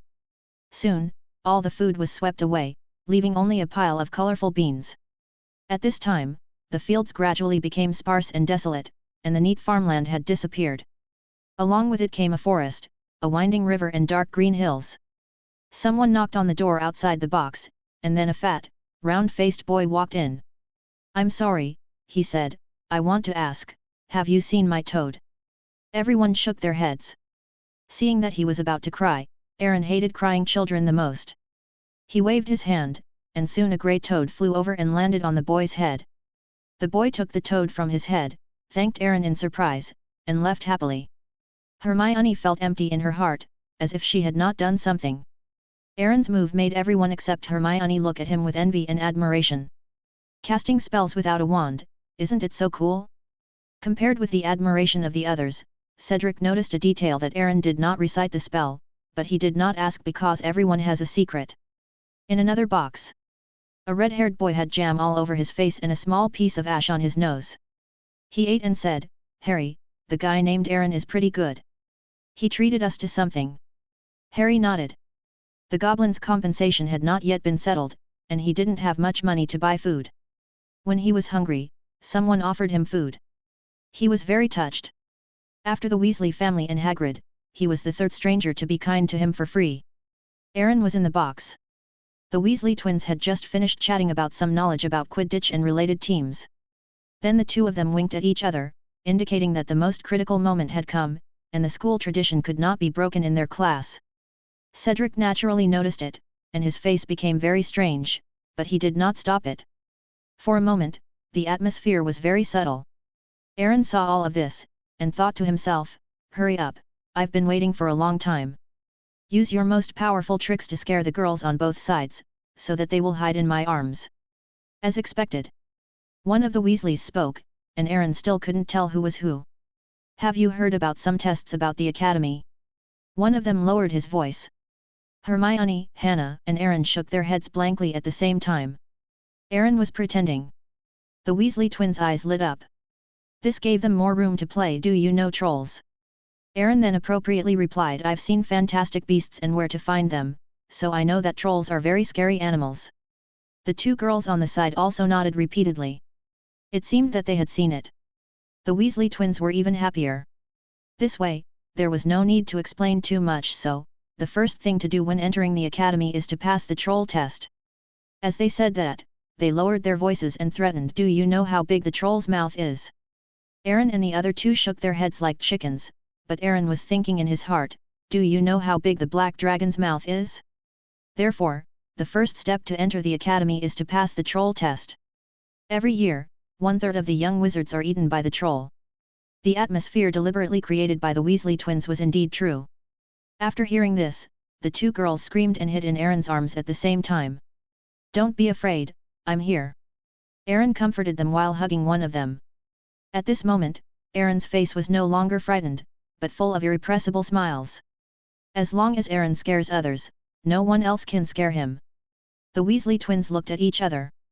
Although the prank was successful, they felt upset. Cedric just wanted to get to the station quickly. He couldn't stand it anymore. The train will arrive at Hogwarts in 5 minutes. Please leave your gifts on the train and we will take you to the school. The train broadcasted. Several people began to put on wizard robes, then walked out of the compartment and flowed forward with the crowd in the aisle. However, there were always little wizards who consciously left an empty space beside Aaron. See, the gold galleons were not wasted. The train slowed down and stopped. Everyone rushed to the door and got off on a small and dark platform. It was dark and the night was full of cold, which made everyone shiver. Aaron looked at the endless crowd around him. A giant stood up and was particularly conspicuous in the crowd. He had a thick beard and smiled. Greeting the freshmen. Hogwarts. I'm here. Aaron was filled with emotion. Chapter 49. But Aaron knew that there was a kind heart under that scary body. Come, first-year students, follow me. Don't be afraid, kids. Watch where you step. Okay, are there any other first-year students? Be careful not to follow the senior wizards. Hagrid held a flickering lamp to illuminate the way for all the young wizards. Let's go too. Aaron said to the two girls beside him, who were shivering at the moment. It was not known whether they were frightened by the troll mentioned by the Weasley twins, or because of the cold. Aaron raised his foot, and followed the team with some unknown throbbing in his heart. Just after taking 2 steps, the different voice of the system came to his mind. Is that it? Aaron, what do you mean? He heard a little bit of emotion mixed in for the second time, which made him feel that the system was more like a flesh and blood person. Won't you bring some chaos to Hogwarts? Aaron. As the future Dark Dragon King, you should recall everything today in the days ahead, not regretting wasting your youth, not feeling ashamed for doing nothing. Aaron, speak human language. Dark Dragon King, when people mention you, they should tremble in fear for your reputation. You should have commanding power. Public speaking ability. How can you make trouble in the world without making trouble in one academy? The first step to becoming the Dark Lord that the wizarding world fears is to make all the wizards in Hogwarts tremble in fear. Aaron's eyes flickered as he looked at the only lamp in Hagrid's hand in the darkness in front of him. He was still too kind, and the biggest fear he could think of was to turn off the lamp. Let these little wizards be scared to pee their pants in the dark. Aaron, if you keep talking nonsense, I'll uninstall you. The host will absorb fear and transform it into divinity to strengthen himself. Let them feel fear. 100 points of fear can be converted into 1 point of divinity. Hearing this, Aaron's heart skipped a beat. He had only a trace of divinity. He had thought about upgrading it, but divinity was too illusory and seemed to be just a concept. Now there is finally something that can upgrade divinity. Aaron, what about the reward? The Black Demon Dragon King is really not at a disadvantage. Aaron noticed that the system's name changed from the previous host to the Black Demon Dragon King. Okay, if you collect 5,000 fear emotions, you will be rewarded with a vermilion bird egg.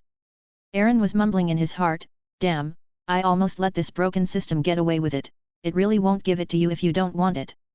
Who would do it without some benefits? Wait. Aaron suddenly realized something. Vermilion bird egg. Aaron's pupil shrank. He stopped in his tracks. What's wrong?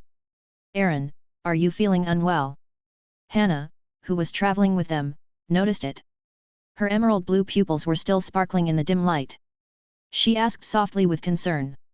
Hermione also stopped. Aaron waved his hand. It's okay, I'm a little tired. He perfunctorily answered a few times and said no more. Although the two women were not satisfied with this explanation, they had no choice but to give up. Vermilion bird egg? Vermilion bird? Can you explain it? Aaron's breathing was a little rapid. He didn't know if the vermilion bird egg in his mind was the same as what the system said. Vermilion bird, Eastern god, sacred beast, similar to the phoenix, but very different. Vermilion bird is one of the 4 heavenly spirits, representing the southern god, with a higher status than the phoenix. It is red all over, and there is always a flame burning, never stopping. It has very powerful power and mystery. After listening to the system's explanation, Aaron felt his blood boiling. This vermilion bird egg, he must have it. Anything else? Aaron thought that if you don't knock on the system twice, it won't give you anything good. Please take care, Black Dragon King. In order to get this egg, I fought with the gods of the upper world. Aaron 666, what on earth are you? Can you tell me a little bit? I'm not a thing. I'm a. After that, no matter how much Aaron asked, the system would not say anything. Why do I feel like my system is stupid? Aaron muttered to himself. But he was very excited. As the rarest and most magical creature in the world, it must be the phoenix. But in Aaron's view, the phoenix in this world is nothing more than a powerful magical animal, or a pseudo-god. Suzaku is a real god, a holy beast. For example, his own animagus, a 5-clawed black dragon, is in the ranks of god. Suddenly, Aaron had an idea.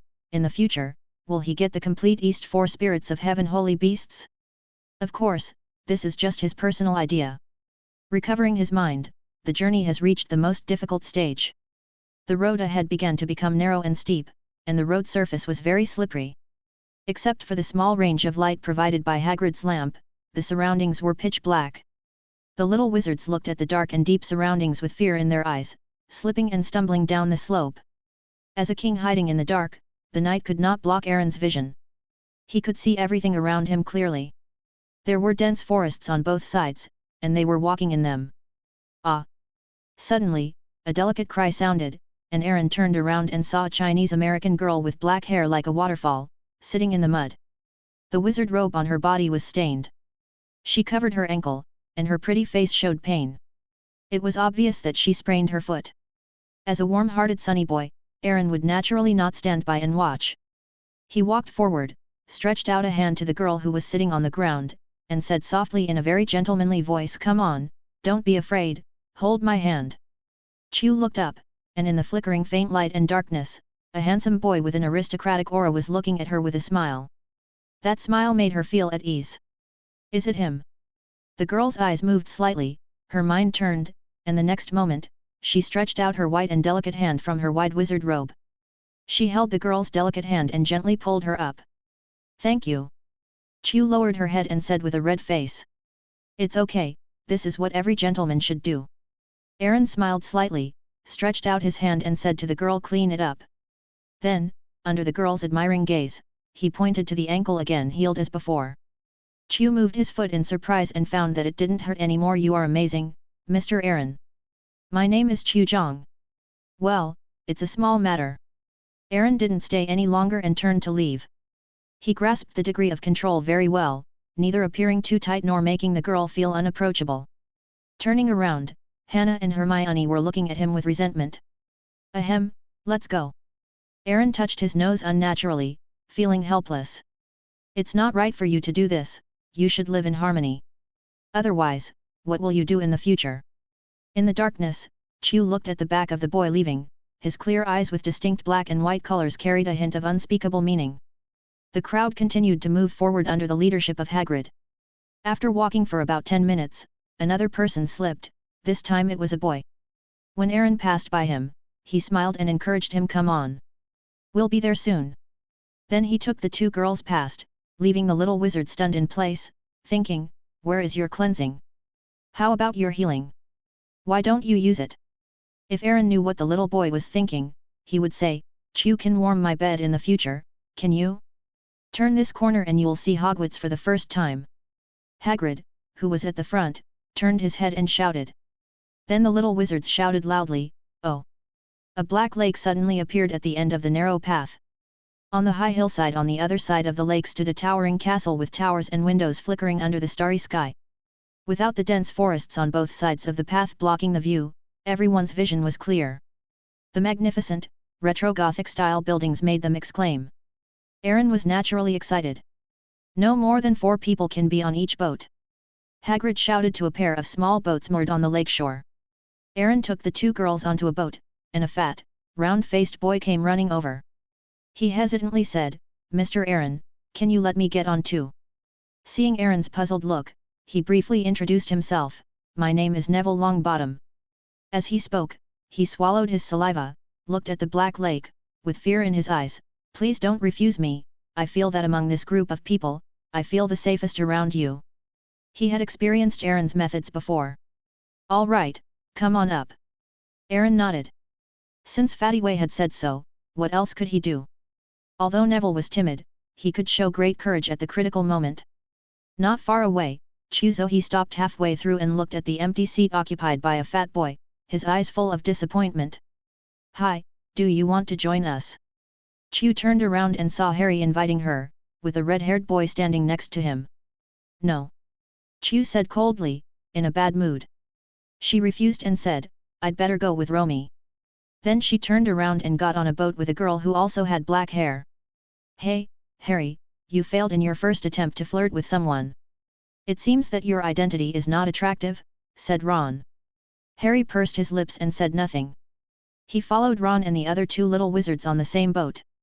Soon, the little wizards all chose their boat partners. "Are you all on board?" Hagrid confirmed again. He was sitting alone in a boat, which was half sunk by him. "Okay, let's go." The black lake was deep and dark, full of mystery. In the night, the lake was covered with layers of white mist. A fleet of small boats were sailing in it. No one was talking. All the little wizards were looking at the lake anxiously. It seemed that a monster would rush out and drag them into the water in the next moment. At this time, Neville suddenly found that his toad had jumped into the black lake, and he was about to cry. "SHH." Aaron mysteriously put a finger to his lips, signaling Neville to be quiet. Neville didn't understand, and the tears froze on his face. "Did you hear that?" he said softly. "What?" Hannah and Hermione looked at Aaron, and Neville also pricked up his ears. Chapter 50. Sure enough, the 2 girls and Neville suddenly showed a trace of fear in their eyes, especially Hannah and Hermione, who had certainly heard of it. Ding! Reward 3 fear points. Hearing the reward sound in his mind, Aaron nodded with satisfaction. "If we make any noise, we will alarm the giant squid at the bottom of the lake and pull the boat into the water." The fear in the eyes of several people became even greater. Neville was so scared that he almost cried and quickly covered his mouth tightly. There are also a group of mermaids living in it, of all colors. At first, they will attract you with their singing, and when you are intoxicated. Shua! Aaron raised his voice slightly, and the 2 girls hugged each other in fear. Neville looked around and could only hug himself. "Then what?" Hermione asked boldly. "They will pull you into the lake and make you the lady of the lake." "Lady Yahoo!" Aaron explained. "I heard from the Weasley twins and Cedric that they want you to give birth to monkeys for them. No, give birth to little mermaids." "Ah!" The 2 girls couldn't hold on any longer. They screamed and hid in Aaron's arms. Neville also wanted to hide in Aaron's arms, but was stopped by Aaron's eyes. "Don't be afraid, don't be afraid, I'm here, nothing will happen." Aaron gently stroked the 2 girls' heads, feeling the warmth from the girls, and comforted them softly. At the same time, the sound of reward came from his mind. This is a win-win situation. "Heads down!" Hagrid shouted as he passed the vines covering the front of the cliff. All the little wizards bowed their heads, except Aaron, who sat upright. "Why don't you lower your head?" Hermione said, "It's dangerous." Aaron glanced at her and used his palm to measure her height and then the height of the cliff above his head. Hermione lowered her head without saying a word, feeling very stupid. The boat passed through the cliff and came to a secret open entrance. Everyone got off the boat here and followed Hagrid along a dark tunnel. The 2 girls lowered their heads and grabbed the corner of Aaron's clothes. Aaron felt it. "Are you afraid of the dark?" The 2 girls said in a voice as thin as a mosquito. Aaron grabbed their hands and pulled one at a time. Of course, he could glow, but why? Wouldn't it be a waste of magic? Finally, after a while, they came out of the tunnel and came to a place similar to the dock under the Hogwarts castle, and finally climbed onto a gravel and cobblestone ground. It's finally out. Hey! After exiting the suffocating and narrow corridor, the cool air hit them in the face, and above them was the sky twinkling with stars. The two women breathed a sigh of relief, but Aaron still held their hands. They looked at each other, blushed, and lowered their heads in tacit understanding, without breaking free. Thank God! Neville breathed a sigh of relief, but when he thought of the toad falling into the lake, he was about to cry again. At this time, Aaron threw the toad over. Don't cry, I'll give you. Thank you, Boss Aaron. Neville took it with surprise, and the address changed all of a sudden. The world of children is so simple. In fact, before, Aaron controlled the toad to throw it into the lake, and then fished it out again. The former was to lay the groundwork, and the latter was because he was afraid that the child would cry endlessly and be annoying. Chu stood in the crowd, watching Aaron holding the hands of the two girls, his watery eyes flickering, and I don't know what he was thinking. I'm so envious. I can hold two girls' hands right after entering school. Ron's eyes were full of envy. Harry pursed his lips and looked at the Chinese girl. He found that the girl's eyes were fixed on the boy named Aaron.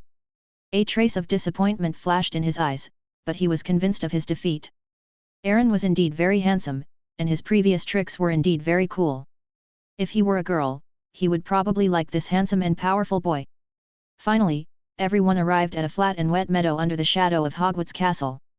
In front of them was a huge oak door. That was the entrance to Hogwarts School of Witchcraft and Wizardry. Are you all here? Hagrid counted the number of people and was about to open the door. Wait a minute. Hagrid withdrew his hand in confusion, and a handsome little wizard walked out of the crowd. Oh, my child, what's the matter with you? Hagrid said softly, afraid to scare the little boy in front of him, but the boy didn't seem to be afraid of his tall and rough body, but smiled at him. This made Hagrid feel a sense of recognition and warm in his heart. Before, when the children saw him for the first time, they would show fear in their eyes. Hello, my name is Aaron Brooke. Aaron gestured to Hagrid to give him a few minutes, then turned around and said loudly to the people below. Sure enough, the little wizards below cheered when they heard Aaron's name. Hooray! Aaron Brooke! Long live! This is the first time I let go of my belly, Aaron, boss. Aaron pressed with one hand, and the little wizards below gradually fell silent. Hagrid showed a hint of surprise in his eyes. This little wizard's appeal was surprisingly great. Don't you feel relieved? He said solemnly. There was a commotion below. Aaron said to himself, Weasley twins and Cedric, don't blame me, as the future servants of the Dark Lord, you have to take the blame for me. But you are not at a loss, in exchange for your life, you have made a fortune. Then he continued according to senior classmates, George Weasley, Fred Weasley and Cedric, a good boy from Hogwarts. We all have a test before entering the academy. Aaron said under everyone's gaze that is the test of trolls and ghouls. They say that every year 1/3 of the young wizards are eaten by trolls, and the remains are cleaned up by the zombies that come along. As soon as these words came out, there was an uproar and exclamations from the audience. Hagrid was standing aside and was dumbfounded. Hogwarts did have a tradition of scaring new students, but what was going on now? He had a bad feeling, but did not stop it. He was only responsible for bringing the children to safety. The little wizards below covered their mouths in fear. Neville's tears were already flowing. The timid child's legs went weak and he sat on the ground crying and shouting to go home. Malfoy stood in the crowd, his face full of fear. Why didn't my father tell me that there was this hurdle? But he thought of his father's stern expression, and suddenly figured it out. It seemed that only if he got over this hurdle could he truly take up the cause of revitalizing the Malfoy family. But he was afraid. He didn't want to revive the ideal of pure-blood wizards now. He just wanted to pee. Ding! Fear value reward 23. Ding! Fear value reward 46. Ding! A wonderful voice came from his mind. Aaron struck while the iron was hot and raised his arm and shouted, "We won't sit and wait for death, right?" The little wizards below began to stop crying. Yes, they didn't know before and might have been tricked, but now that they know, they will not sit and wait for death. They shouted in unison, "Yes! We must resist! Hagrid's eyelids trembled as he watched from the side. Aaron saw that the atmosphere was getting heated and shouted, "What should we do?" Below, resist. Aaron, will we let the troll eat us? Below, no. Aaron, why should a piece of bread cost 500,000 marks? No. Why should we bear this? He almost stuttered as he said this, and quickly changed his words. Below. Although I didn't understand the previous sentence, I just followed it. No. Aaron's eyes were filled with tears, and he spoke passionately and emotionally. We will change the history of young wizards. All this is thanks to the Weasley twins and Comrade Cedric. As he said, he put his fist on his chest. It was them who risked being punished and having their grades deducted, and risked their lives to pass the information to us. Who should we thank? The wizards shouted, "Thank Comrade Weasley twins and Comrade Cedric." Hagrid closed his eyes. What was going on? He prayed to Merlin for the 3 people and shot birds all day, and now his eyes were pecked by geese. But he saw the excellent qualities of a leader in this child. This feeling can only be felt in Headmaster Dumbledore. He was also looking forward to what this batch of freshmen would look like after entering Hogwarts. Oh, my God, this must be very interesting. Ron stood in the crowd with tears in his eyes. He was very excited and couldn't help but feel proud of his brother. The little wizards and Harry next to him also put their hands on Ron's shoulders and cast a firm look at him. Seeing that the emotions were almost rendered, Aaron would have a big one later. How much fear could a little wizard have? Aaron drew his sword from his waist. No. He drew out the wand that was inserted in his waist in advance. With the shoulder as the center of the circle, the tip of the wand pointed at the sky at a 45-degree angle. "Fellow wizards," he shouted, his voice full of infectiousness, and at the same time he signaled Hagrid that the door could be opened. Hagrid pursed his lips, raised his sandbag-sized fist and knocked on the oak door. "Follow me." Aaron waved his wand vigorously. The little wizards below also drew their wands and rushed towards the door with boiling blood. Some of them were so stupid that they couldn't understand what they heard. Although they didn't know what to do, they were full of blood and just followed. The oak door slowly opened. The tall black-haired witch in emerald green robes stood in front of the door. She looked serious, thinking that she must not let these children think that they are easy to get along with. Charge! The moment the door opened, the roars of the little wizards rang out from outside. What on earth happened? Mag watched in horror as thousands of little wizards raised their wands, shouted slogans, and rushed towards him. Ding! Reward 367 fear points. Ding! Reward 456 fear points. Ding! Aaron stood at the end of the team, listening to the reward sound in his mind, with a sunny smile on his face.